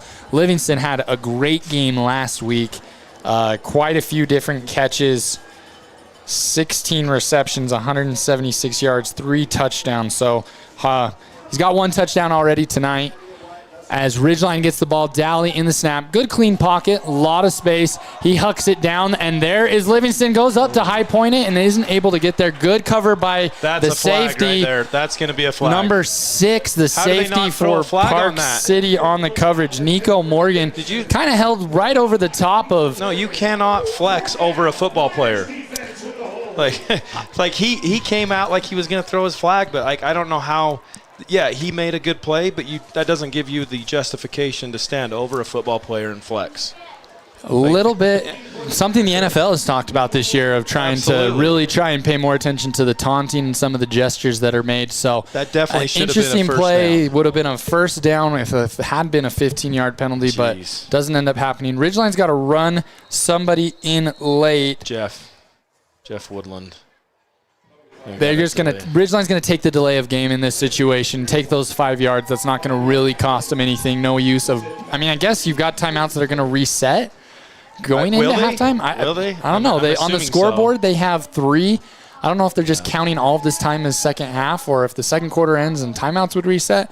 Again, we're in a little bit of a different situation than things would normally be.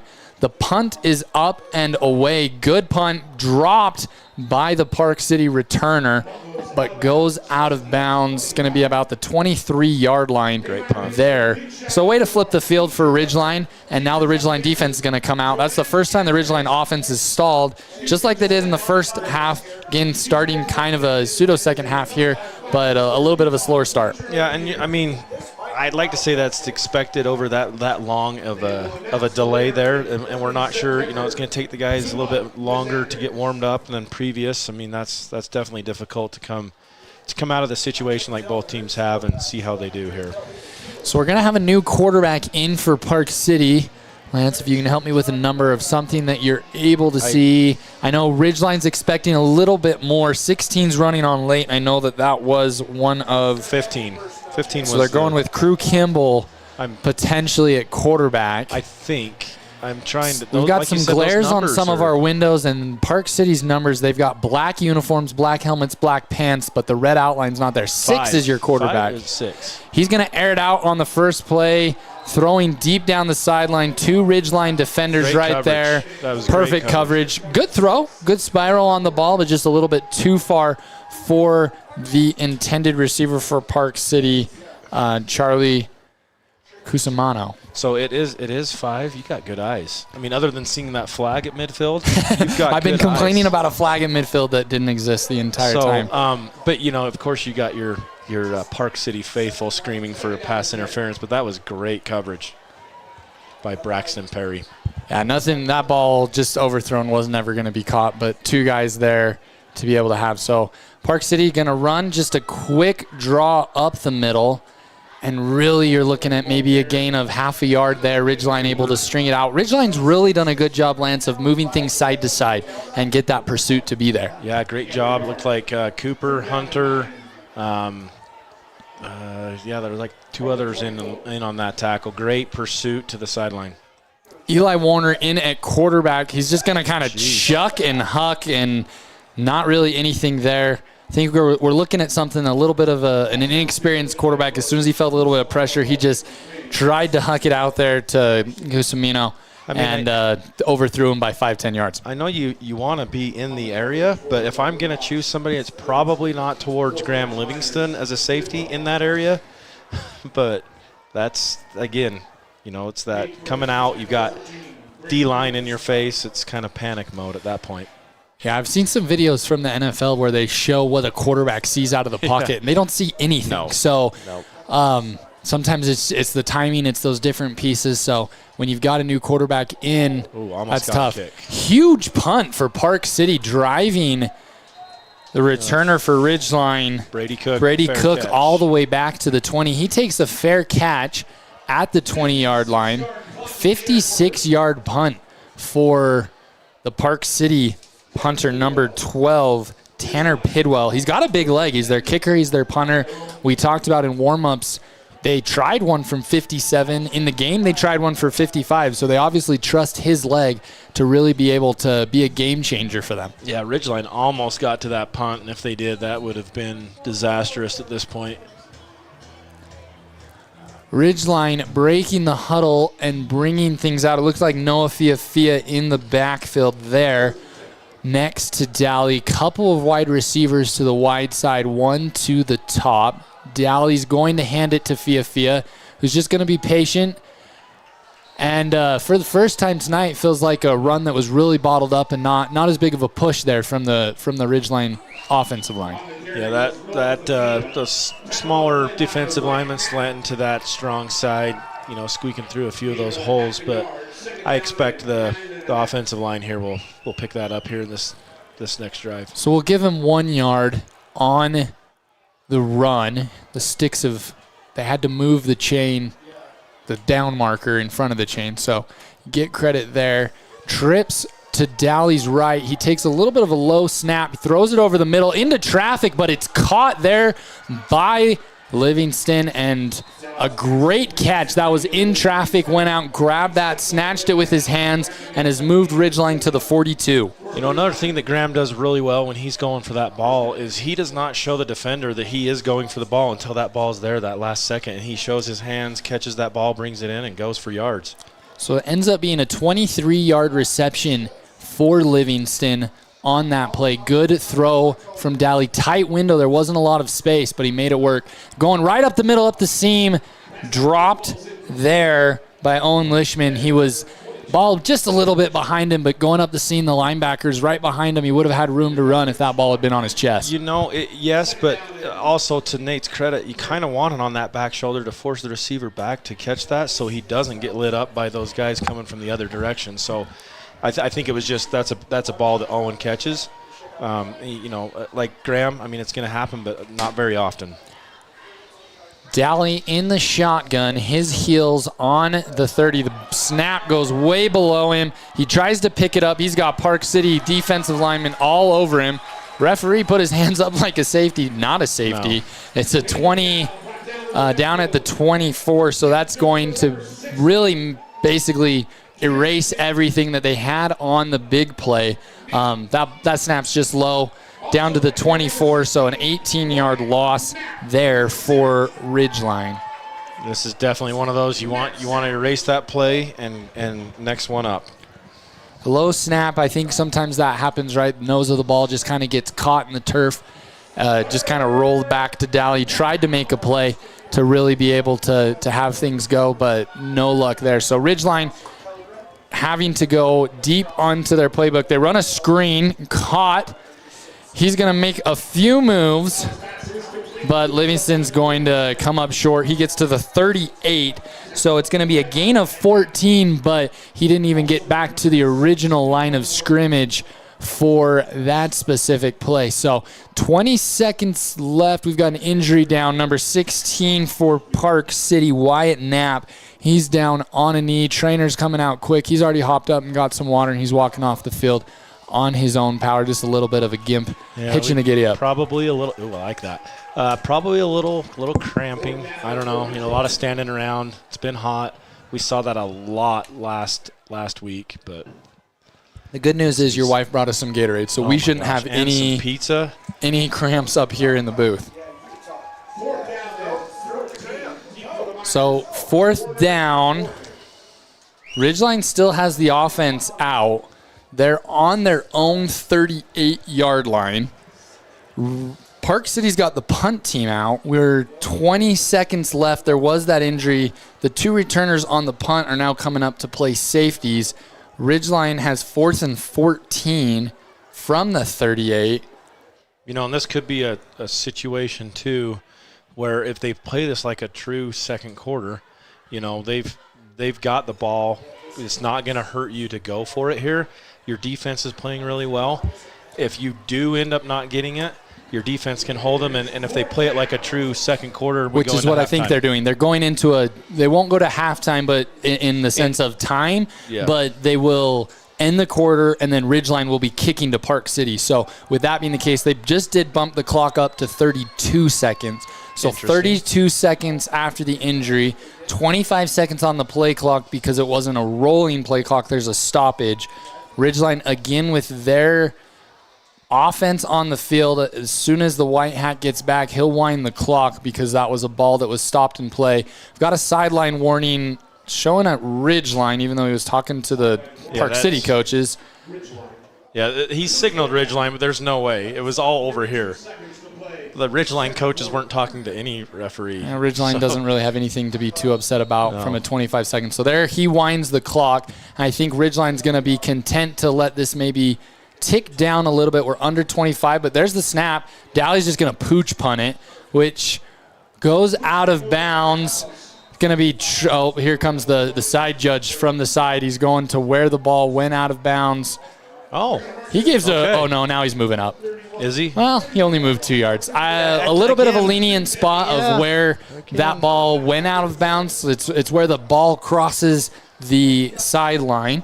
And I would have thought it was a little bit further up, but we'll take it and just run with it. Ball's going to be at the 29 or 31-yard line for Park City with 19.2 seconds to go in the second quarter. We've seen a yard vary here and there quite often tonight. We appreciate the officials and what they do. Thanks, man. And I'll stay out of it. Oh, there's nothing that can happen there. Just a screen out to the side. Braxton Perry just ate up that wide receiver. And I think everybody's going to be content to go into that halftime break. Crew Jones, Hunter Shawley, and Braxton all met. They saw that one coming. And that concludes the second quarter. So now it's Ridgeline 25, Park City 0. They're going to treat this just like a quarter break as though you'd be in between the first and the second quarter, but we're going to be coming out of halftime. So Ridgeline should be kicking the ball. It'll just be a typical quarter break. We'll put 12 minutes back on the clock, and we will come back with more Ridgeline football here in just a few minutes. The Mountain Crest Booster Club encourages you to support the sponsors that support the Mustangs. Scablin Roofing, Pool Orthodontics, Reed's Pharmacy, Airbound Gymnastics, Blue Water Construction, Midco Landscaping, and Ridley's Market. To join the Mountain Crest Booster Club, contact the Mountain Crest Athletic Department and support the sponsors that support the Mustangs. Searching for copiers and printers? Les Olson IT has what you need. Find reliable HP printers, award-winning Sharp copiers, and high-end Ricoh graphic systems. Les Olson IT. At Planet Fitness, you'll get energy without the judgment. Hi, can you help me with this? This is better. Join the judgment-free zone today for $15 a month. Planet Fitness. Big fitness energy for all. From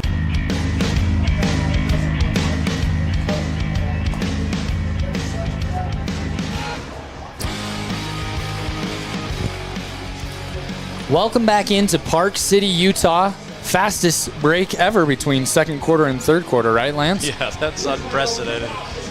We're already a little bit behind schedule, but if you've just catching up when wondering what happened. There was an injury where a player had to be taken off in an ambulance, so they took a halftime with 4 minutes left in the second quarter. They then played the remainder of the second quarter, and now they're treating this break between the second and third quarter just like they would with other quarters. So Ridgeline kicking off. We've switched fields. Deep kick there for Ridgeline. The ball is caught but taken into the end zone there for Park City. That'll be a touchback and bring the ball out for Park City. They're going to be starting on the 20-yard line. I can say it even though it was just a couple minutes ago, but that's a great way to start the second half. It's true. We're now officially into the second half. Again, something I don't think many people have seen. I think we were just talking off air. The right way for everything to be handled. Both coaches still playing the game as though the game has continued. We didn't miss out on any time. Just took a halftime break in a little bit different of a time than you would normally get it. Definitely handled well. New quarterback in for Park City. It's the sophomore. He flips it out to his left. Just kind of a quick screen that the receiver's able to go and get 2 yards there. Moving Park City from the 20-yard line down to the 22 on the reception. You got Jeff, you got Braxton Perry, and looks like Colton Clark was over there, as well as Landon Perkins. Jackson Rickey there for the quick catch. He was all alone on the left side of the quarterback, and they continue kind of in that little bit of a bunch formation. You've got twins to the left, one tight. It's going to be a quarterback draw, and he is met hard and hit quick there. Landon Perkins right there, one of the big defensive returners from a really good, the number one scoring defense in the state last year that's able to return quite a few of those people this year. Again, another very, very smart senior that is out there. Seniored, whatever. But, a senior with a lot of playing experience with a great form tackle. 9 different players came back for Ridgeline from that state semifinal team last year. They were right there, came down to the end against Spanish Fork, is that right? Yeah. Last year in the semifinals, and unable to get there, and it's something that Ridgeline's really talked about of getting past that hump. 2 years in a row, lost in the semifinals. They've got to be able to get over that hump, and from there get to a state championship, because they really want to bring home the big hardware for the team this year. All right, I'm going to squeeze in a quick little update. Yeah, please, give us some scores. Bear River 70, Cottonwood 0. 70 at half? Yeah. Yikes. Ridgeline rushes the punt. This is probably one of the worst punts that we've seen, but takes a huge Park City bounce. They're not able to get out of the way. Referee's still going to spot it. I thought it hit a Park City player, but like it. They are spotting it at the 27 of Ridgeline. All right, I'll get you another update. Skyview 17, Morgan 35 with 11:47 in the fourth. Skyview's come back a little bit. They were down quite a bit for a second there. Green Canyon 3, Springville 19, and Mountain Crest 56. You went to 8 at half. Mountain Crest feels to be kind of on the up and up with some of their pieces in their program to be competitive, I think, this year in Region 11. It's a new Region 11. There are 8 teams. Tooele Valley has been added into the region, so not just the Valley and Bear River as it has been in the past, but should be some competitive games when we get later into fall. Yeah, not looking forward to the drive.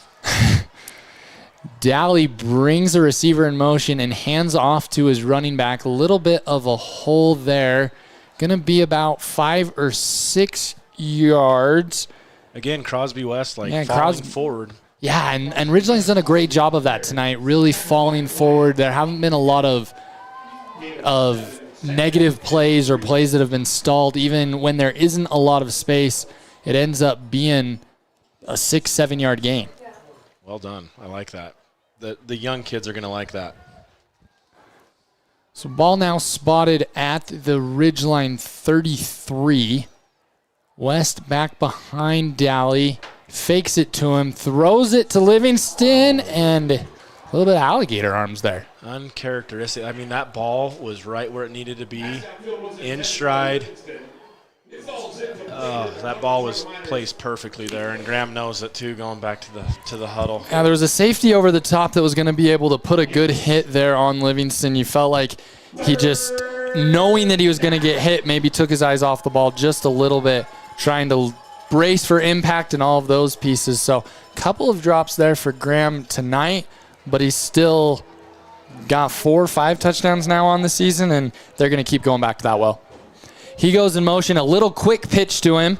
Graham makes a couple of guys miss, but then a really good tackle there from number 8 on the Park City defensive line, Ben Souza. That's a returning defensive specialist middle linebacker there for Park City, and going to bring up 4th down now for Ridgeline. A little more stalling on the offensive side. Dowley's still back in that formation. Nobody back, but they did have a pooch kick with Dowley earlier. We'll see if they go to that or if they run a play. It is going to be that pooch, and Dowley boots it towards the sideline, again out of bounds. Going to get the side judge to go and give us a mark of where exactly the ball went out. Oh, wow. Goes. I think he did a better job than the previous side judge, but they ends up marking the ball out at the 40. So the ball went from the 33 to the opposite 40. So a 27-yard punt for Dowley on the punt. Your quarterback, but sometimes you just let your athletes be athletes, and they can do lots of things. Absolutely. No, that was good. Let's see how the defense responds right here. This is one of those that defense needs to come up with a good play. No turnovers. The safety, obviously, a big play in this game. Stacked formation for Park City. You've got pretty much everybody to the right. Quarterback fakes it and ends up going to the left, and he goes for about 4 yards. Park City started this drive here on their own 40-yard line. You're going to get a kind of a wildcat look now from the quarterback. Park City's on to 3rd and 4th string quarterback, so I think it's almost they're like not going to air it out much. Option Little League football right here. Yeah, so you've got a tight end out to the right, and then 2 wing backs that are in front of the quarterback and a running back to the left. There's a lot of motion there. And they're calling that a fumble. Cooper Clark with the pressure on the quarterback as he tries to let that ball go. Wow, great pressure there by Cooper in the defense. So the quarterback, Nico Morgan, good athlete. He's a defensive back. They're saying that ball was moving backwards and a backwards pass as he was just smacked. And so that ball goes all the way back from the 42 or so. That's basically, you can consider that a sack by Cooper. Wow. Yeah, so now you're going to have 3rd and 17 for the Miners when your air attack's really not going to be able to do too much. And this is going to be tough. Again, that stacked formation, not fully understanding everything there. Ridgeline going to come, option pitch out to the left, string it out. Another loss of loss of yards for Park City as Ridgeline just strings that out and brings up 4th down. I think you're at this point, you're just trying to do whatever that quarterback, you're on your 3rd string quarterback, whatever they're going to be comfortable doing going against this really, really good Ridgeline defense. So another loss. It ends up being 8 yards of loss on this drive for Park City. So really, again, since their first drive, they have not had a lot of movement. Ridgeline's defense has really been stout and someone that Park City hasn't been able to figure out. The big kick is coming. It's more of an end-over-end punt, but it's going to get another good bounce. Close to hitting one of the players for Ridgeline. That's Jeff Woodland that's coming down kind of as a gunner. Almost got him and could have been detrimental, but instead it misses and the punt goes down at the 27-yard line for Ridgeline as they're going to bring out their offense. I don't know if I have time to squeeze one in with the way I'm talking tonight, but the Cater Shop, because how you look is the first message you deliver. We appreciate all the different sponsors that are a part of our broadcast here on 104.5 The Ranch and video streaming on CashValleyDaily.com, as well as simulcast there on YouTube. Apologies for some of the issues that we had, some technical difficulties, but we're up and running, and Ridgeline really been able to show us what they're made of tonight. Dowley gets the ball and ends up handing it off. I think that's Noah that just got the ball. About a 2 or 3 yard gain. there for Ridgeline. It feels like the defensive line Ridgeline's offensive line not getting as much of a push.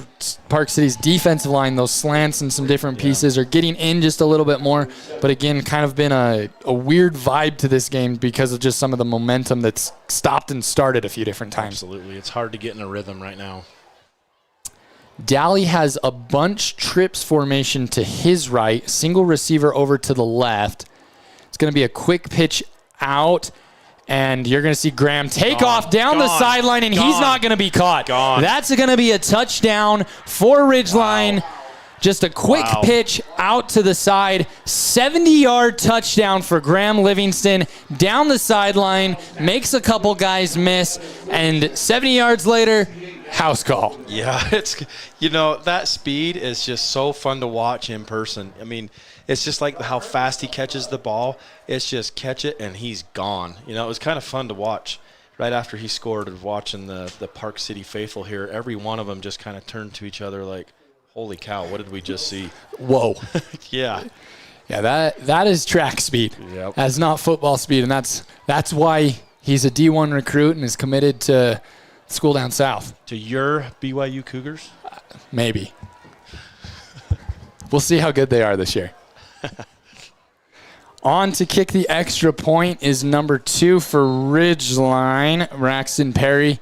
He puts it through, and that makes our score 31-0 for Ridgeline, now 32 with that extra point now being added on there. So great play. We talked about Graham had a couple of drops. But what do? They go right back to him. They know that things are going to be okay. And he catches the ball out on the outside, makes a guy miss, and then said, I'll see you guys later. I'm way faster than you are. Everyone can meet me in the end zone. Yeah, the great thing about Graham and even Nate and these seniors, I did it right that time, Matt. Seniors. They just show that, like, okay, that play, I dropped it, whatever, but they have that mentality of next play up, we're just going to do our thing, and it's going to make it happen. So that's 5 touchdowns now on the year for Livingston. He's probably going to be leading the state. Perry puts a boot into this one. It's going to be another touchback. Park City's going to start on the 20-yard line. Good boot from Perry to be able to start everything, and Ridgeline's rolling here. Yeah, that just when I said it's time for them to get some momentum. It's hard to get a little momentum going and get in a little bit of an offensive groove. You have a couple little short runs and then all of a sudden a burst like that, and that's what the defense likes to see too. It helps pump up the defense, and now they're back out here. Let's see them make a play. So they've brought the sophomore quarterback back in. He's going to just hand it off, and he is eaten up by Cohen Richards. Just off the edge. No one touched him. Cohen almost took that handoff and really was able to just blow that play up. Just like the offense is, the defense is spreading the love as well. Everybody's getting their piece. Another tackle for a loss. Again, Park City really more going backwards than they are forwards since their first drive. And obviously some quarterback woes, having somebody else having to be quarterback. Richards got in there again. Yeah, good pitch and catch. This one's caught by number 5 for Park City, and he's still going down the sideline. That's Eli Warner, one of the good athletes. He's been playing in the backfield, running back. He comes out, makes a reception there, and he ends up getting to the 39. So one of the bigger plays, that's a 20-yard reception for Park City, and one of the biggest plays they've had all night. Yeah, I think if Cohen didn't have to run all the way around to get to that one, he probably would have been there in time. Ball gets dropped on the ground. Quarterback's able to pick it up. Crew Kimball is the quarterback right now for Park City. I don't know if that was a broken play or exactly what they had designed, but he was able to advance the ball from the 39 now to the 46-yard line. Landon Perkins staying in that middle linebacker position and came up and got that good tackle. Good throw there from Kimball as the quarterback throws it to his only receiver that he had out to his left. That is caught by Charlie Cusimano there, someone that had a really good game for them last week and someone that they're relying on as a returner for the team. Right at midfield, they have not been in this field position for a little while. Yeah, so that now to the 50, first down.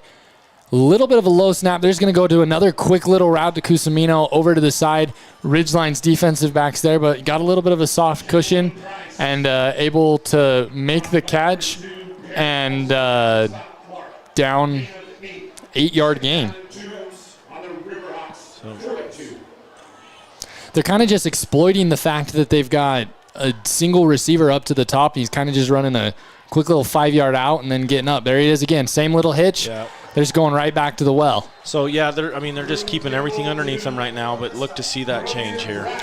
Brogan Price is that receiver, and he really is seriously just running a 3-4-yard curl. There's enough of a cushion up there on the corner that he's getting that ball. Quick throw from Kimball. He's putting it on the numbers, and they're doing what they need to be able to drive, and Park City's in their best shape they've had. We've got flags and a whistle before the play. I think they were just like they were going to the well again to their same play 3 times in a row, and he got a little excited on that one, and the line left a little early.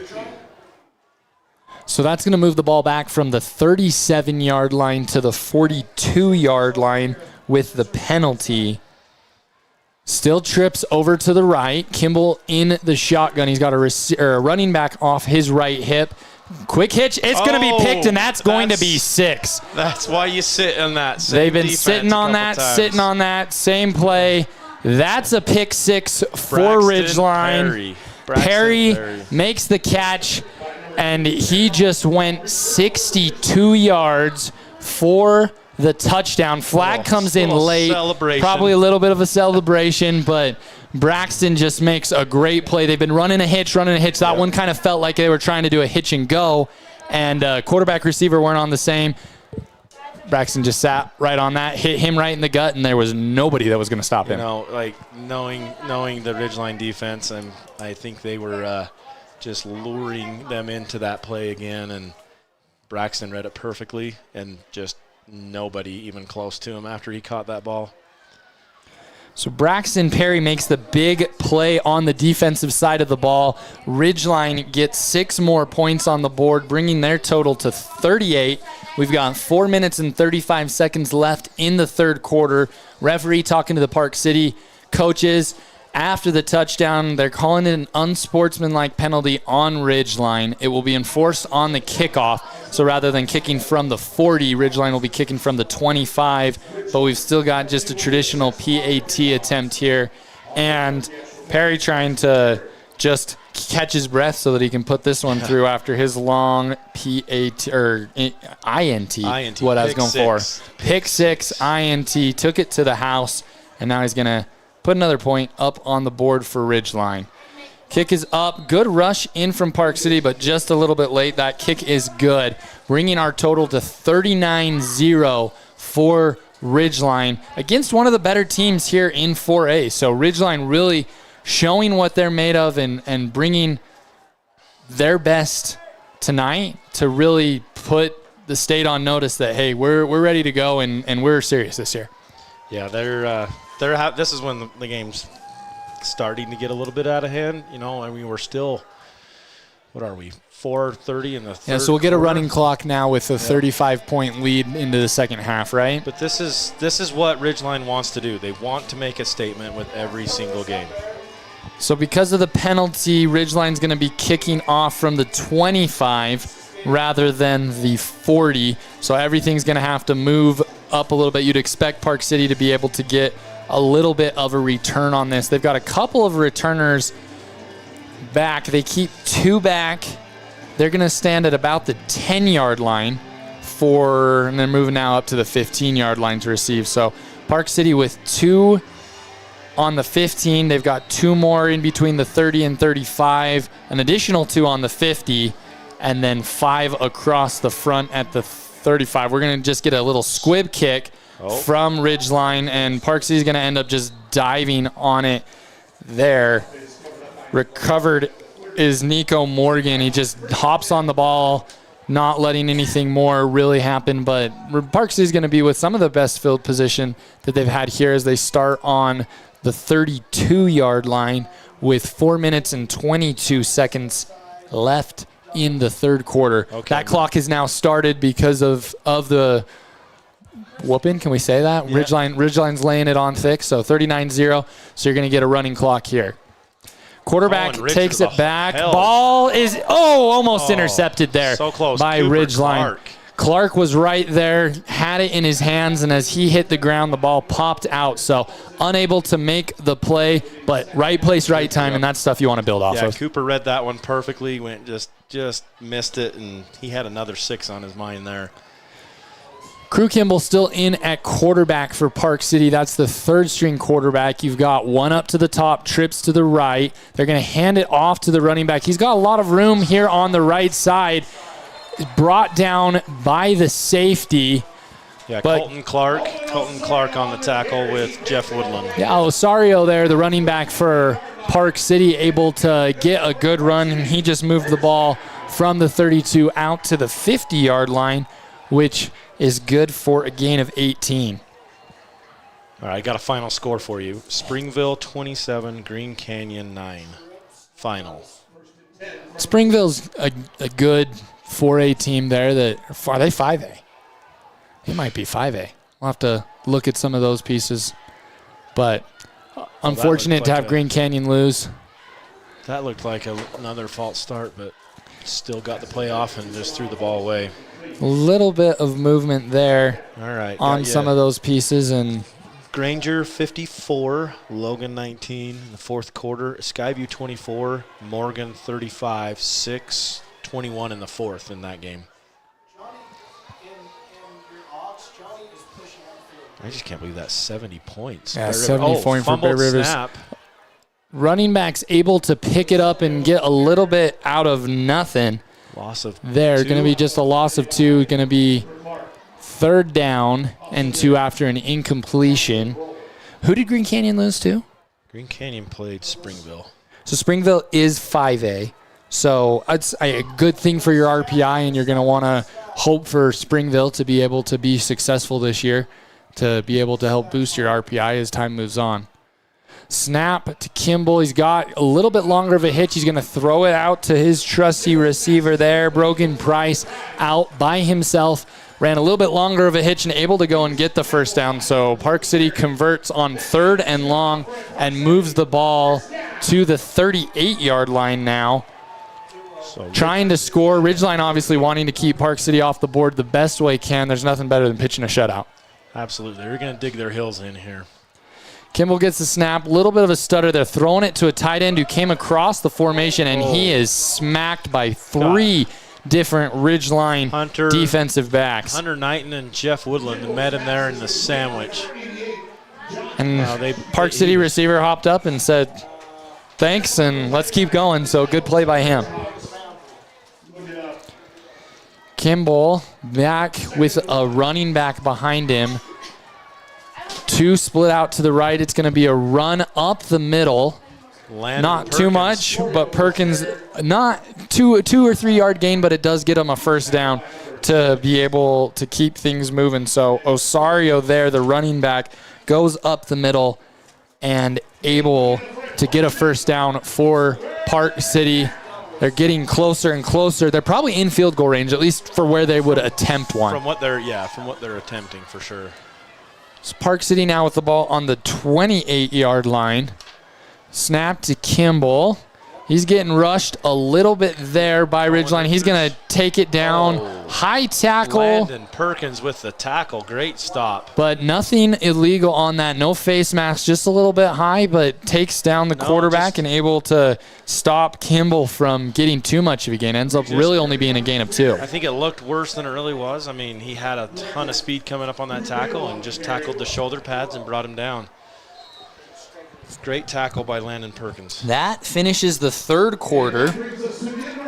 We're going to be switching sides of the field. Ridgeline winning 39-0 right now as we head to the fourth quarter. Park City trying to put their first points on the board. We'll be back in just a few with the remainder of the Ridgeline Park City matchup.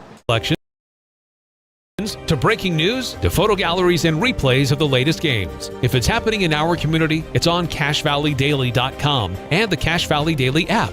Local, relevant news on CashValleyDaily.com. Find the parts and the oil you need to keep your car and equipment running its best at your locally owned Napa Auto Parts. All the best brand names.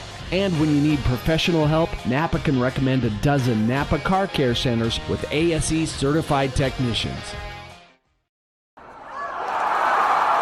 I have a deal for you. I'll turn the cable back on when you get my kitchen floor finished. How do I do that in time to watch my team win? Use the expert help at Castalite. For all your brick, block, rock, paver, and tile needs, Castalite.com. When a client walks into the office, I want them to feel like they have a team that is full-time working for them. We really start from the ground up, setting our goals, understanding your situation, and then building the plan to maximize that quality of life. Visit Adams Wealth Advisor.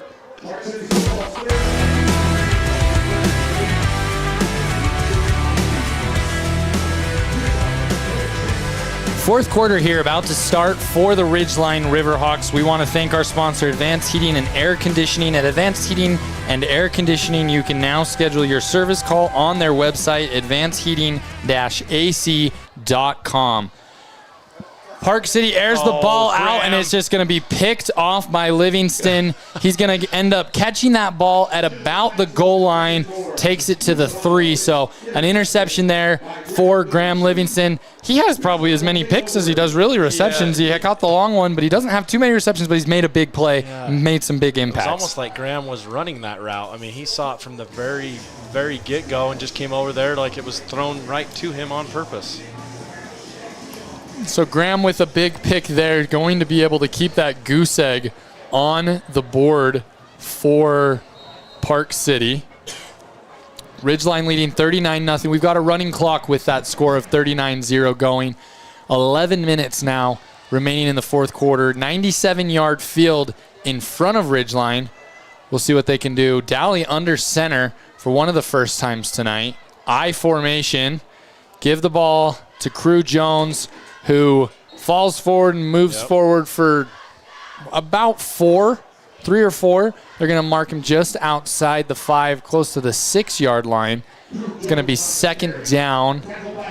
You know, initially it didn't look like he was going to make that to the 5-yard line. That was like he bounced right off that guy and got another yard. He kind of bounced and rolled and kept himself up. So credit to Crew to be able to keep his balance and fall forward, use his long body. I formation again for Ridgeline. Crew's dotting that I, and they're going to give it to him off the left side. This time a little bit of space. Oh, boy. And you've got secondary trying to tackle one of the better athletes in the state. There was about 6 of them that brought Crew down there right at the 20-yard line. 14-yard gain off of just dive left. Yeah, that's a good one when you're deep in your own territory. Give the ball to Crew and behind the offensive line of Cade Barrett, and I'll go through them. You got Cooper Wilson, Kyler May, looks like Easton Hammond, and Tayson Knighton.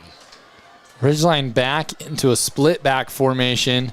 It's going to be a give to one of those backs, who's going to get wrapped up and tackled right at the line of scrimmage. So no gain there for Ridgeline. Perry on the carry. There you go. Not much space there. That was blown up pretty well by that Park City defensive line. Ridgeline in no rush. They're up 39-0. Only about 9 minutes left in the game. Getting some calls from Coach Cox as Dowley comes back to the huddle. They break the huddle with about 15 seconds left to go on the play clock. It now drops below 10, but again, no rush in that regard. Dowley gets everybody set. Split backs again on both sides of the quarterback. They're going to give it back to Perry. He's going to go up the middle for about 3 yards there to be able to go. And Ridgeline's just content to let that clock keep going. Crosby West with the thank you. there.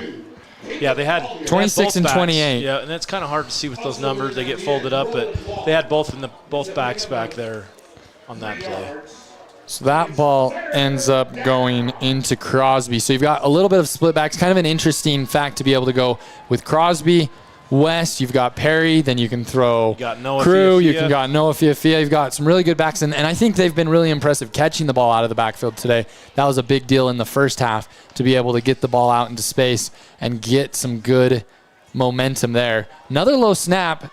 Daly gets the ball, hucks it out, and this one's intercepted by Park City. They come over, that ball thrown into about triple coverage, and the interception there made by the defensive back for Park City. That was it. Maddox Black. Now he got a late flag on the play. The Park City guy over there had some words with the offensive lineman for Ridgeline. So Black makes the interception, comes over from his safety position, but with that flag, instead of having the ball at about the 22-ish yard line, it's going to kick Park City back a little bit. With 7 minutes and 24 seconds, they're looking for their first points and some momentum. I'm sure they'll be on to where a third-string quarterback potentially starting for them next week, which means they just need to be able to really figure out their offense and have some confidence headed into next week. Yeah, there's definitely going to be some let's see, what are they doing? Did you see who they're – I haven't seen a signal, but they're marching it down towards the north end zone. Here comes the call, an unsportsmanlike penalty. They end up calling it on Ridgeline, not the defensive back for Park City. So that ball, instead of moving backwards from the 25-ish yard line, moves forward. It's going to be a half a distance to the goal type of penalty. So Park City starting on the 16 with 6 minutes and 56 seconds left to go in the game. Well, they left early again on that one, and was it Cohen Richards in on that one? Cohen in there on the tackle, just kind of a dive right up the middle. Cohen and Matt Alice in there for that one. 3-ish yard gain for Park City as they're trying to get points on the board. I think you had Jonathan Grohl in on that tackle as well. Park City, Osario is the running back. They fake it to him, go up the middle. Pass intended for number 14, Reed McMurdy. Just a little inside, but you also had Cooper Clark and Landon Perkins and Hunter Knighton right there ready to pounce. And not a lot of space there, especially with the field being compressed as the end zone gets close. We'll see if... Big third down right here. Yeah, I was going to say, we'll see if they can bring the big fitness energy for all the benefits, all for less. Planet Fitness trying to help sponsor this third down for Ridgeline. Snap to Kimball, runs that little out to the 10. He's got a little work to do, and he's going to come up short. They're going to be fourth down and a long one, a short two that they're going to need to go for. I assume they're going to go for it. You're down 39-0. 3 points doesn't do a lot other than... Well, they are bringing him out now. No, here comes the kicker. He does have a big leg, so I guess points on the board is what you want. So Tanner Pidwell, big leg here, trying to put Park City on the board for the first time tonight. They're going to be setting the ball down at the 16-yard line, so this will be a 26-yard field goal for Pidwell. They're going to have to either call a timeout or take a delay here.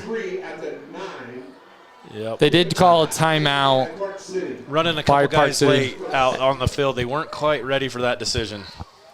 Coaches probably weren't quite ready, hadn't been communicated there. We'll take a quick break, step away. 5 minutes exactly left in the game. We'll be back in just a minute.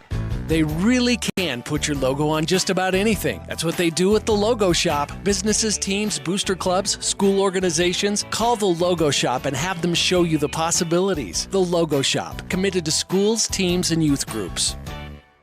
Locker 42. This is the store for Aggie fans. All your favorite apparel with an Aggie logo. Stay warm and fashionable in a cocoon blanket or a coat. Pick out a warm Aggie beanie. Choose a hat from Locker 42's wall of hats. This is the store where Aggie fans shop. Locker 42, downtown Logan. We'd like to thank our sponsors, Rio Brazilian Steakhouse. All you can eat Brazilian style at Rio Brazilian Steakhouse. Endless skewers of sizzling meats, fresh sides, and bold flavors only at Rio Brazilian Steakhouse. Pidwell is on to attempt this 26-yard field goal here, trying to put Park City on the board for the first time. Clock is running with that little bit of mercy rule there. Good snap, good hold. Ridgeline's back, but the kick is good, and 3 points go on the board for the Miners. Unable to hold the shutout for Ridgeline, but I don't think there's really anything defensively that you're holding your head on tonight. No, for sure. And then, I mean, the pick in that area of the football field was hard to hold. But I mean, they did. They anchored down and prevented a touchdown. So yeah, getting 3 points is a win and something that you're going to be able to be proud of, and tomorrow when you're watching film, really go at. We'd also like to thank Preston Watts Auto Collision. Preston Watts Collision and Glass has been in business 60 years. Next time you crash, call Preston Watts Collision and Glass. You have a couple score updates for us, Lance? Yeah. We got Skyview's 27, Morgan 35, 434 in the fourth. It's a close game there. That's one possession. That's the only new update I have from my last one. But oh no, did I tell you Bear River? Bear River's putting a whooping on Cottonwood. 77 points in 3 quarters. 70 at halftime. Yeah, that's crazy. Young Automotive, another great sponsor for the Ridgeline Riverhawks. Think young, drive young. Multiple dealerships in Cache Valley and throughout northern Utah. Appreciate Young Automotive being a great sponsor for Ridgeline, the Ridgeline Booster Club. I know Ridgeline's obviously got their big concert tomorrow at the football field. Go out and support that. That's put on by the Ridgeline Booster Club. And speaking of Joby I believe is playing at that as well. Joby and his band, if I hear correctly. Big boot by Pidwell. That's going to almost go through the uprights. He wide left, but through the end zone. Nothing there for Ridgeline to be able to return.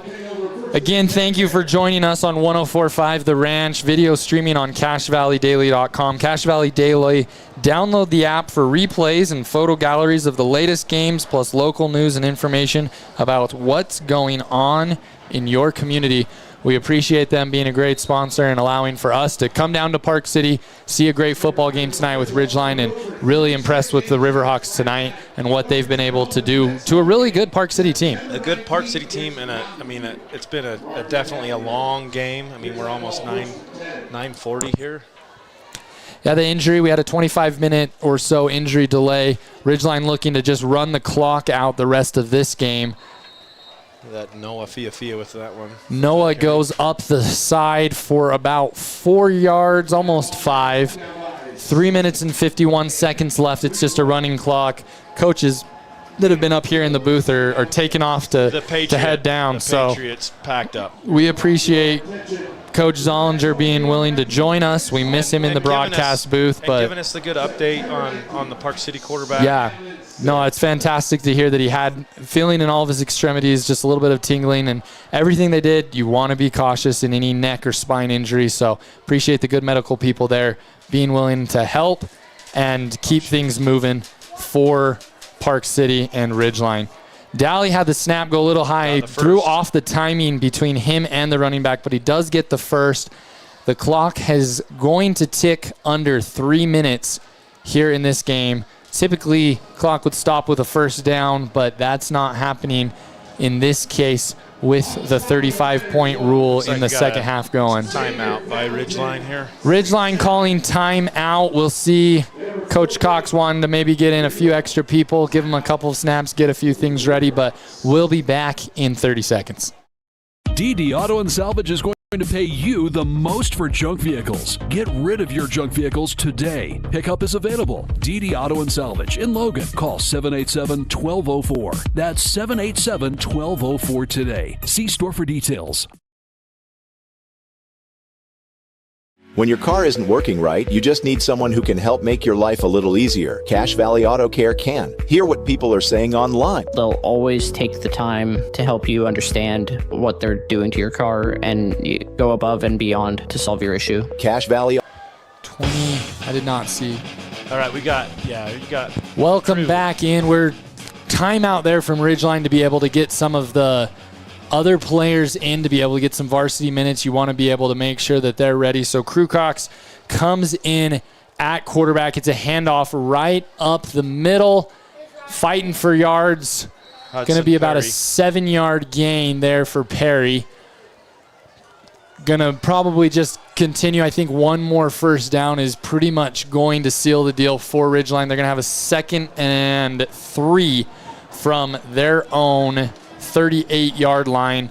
A lot of different people, Lance. If you're seeing people and numbers, let's get them in. We're glad that they're going to be able to get in and play. Now you got Jet Jensen down here near side, receiver.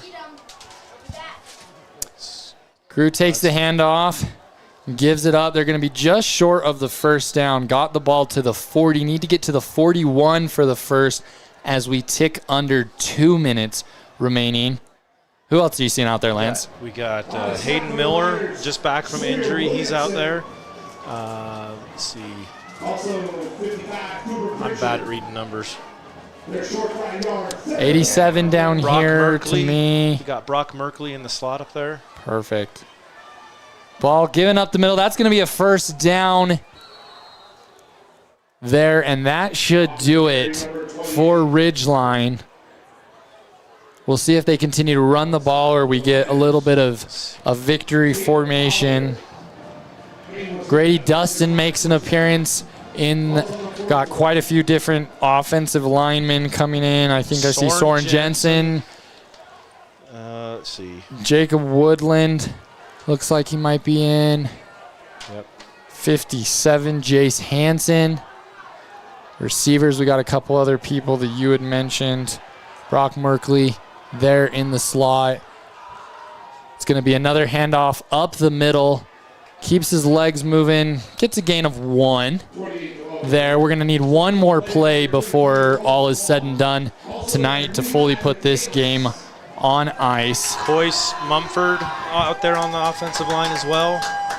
And I'm sure plenty of Park City players coming in, playing. They fought hard. Good hard-fought game from Park City. Definitely a little undersized compared to Ridgeline and what they have, but really utilized their scheme to their advantage and I think played a pretty clean and good game. Obviously tough when you're bringing in 3rd and 4th string quarterbacks to compete with the best team in 4A.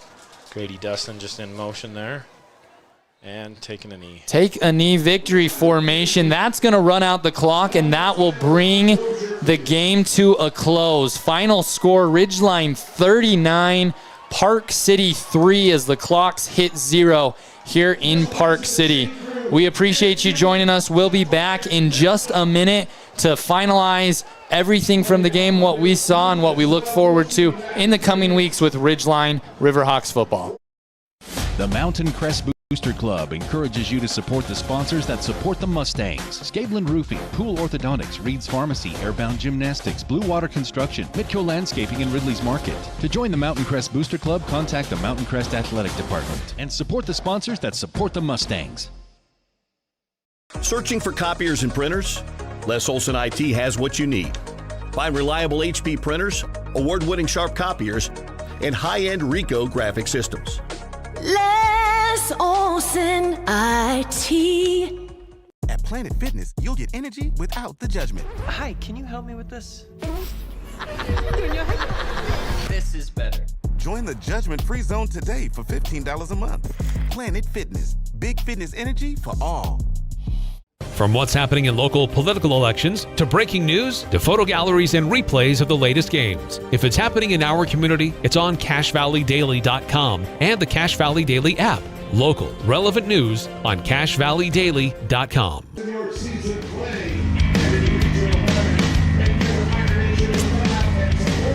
The players are finishing their handshakes. Ridgeline is going off the field victorious. They're 2-0 again. Ridgeline doesn't lose in the early season, and they're just proving that here. So Ridgeline heads off the field to salute their fans that, as you mentioned earlier, Lance, are a little bit further away than what you're used to go sing school song and utilize the victory that they had. Final score, Ridgeline 39, Park City 3. Really a dominant performance from basically the second possession of the game for Ridgeline on, and they just took care of the game and never looked back. Yeah, it had that weird feel after the halftime and the injury break that we had for the quarterback from Park City. But after, halfway through that third quarter, then we kind of started getting some momentum going again and kind of settled back down into more Ridgeline football style there. So we need to announce our Napa Auto Parts best part of the game. Your locally owned Napa Auto Parts supplies parts to over a dozen local Napa auto care centers. You can count on and trust their ASE certified mechanics. Lance, we debated on a couple of different plays that were really big for Ridgeline, but ultimately we settled on what? On Graham Livingston's catch up what was that, 70-yard touchdown down the sideline. You know, and the reason that one kind of stood out to me is we talked about it, a couple of uncharacteristic drop passes. You know, Nate still going to him, and that speaks of the character of Graham Livingston of like next play. And sure enough, you know he's bound to break one of those and show his speed and just his quick hands grabbing that ball and going. Yeah, he caught a ball basically out in the flat off of a screen, made a guy miss, ran down the sideline, and there was no one within yards of him as he just took off down the sideline, used that track speed, and showed why he's one of the best athletes in 4A, if not in the state of Utah, and completed a 70-yard touchdown there for Ridgeline. Daly really had a great game spreading the ball out. A lot of different receivers had quite a few different catches. Graham had 2 touchdown catches.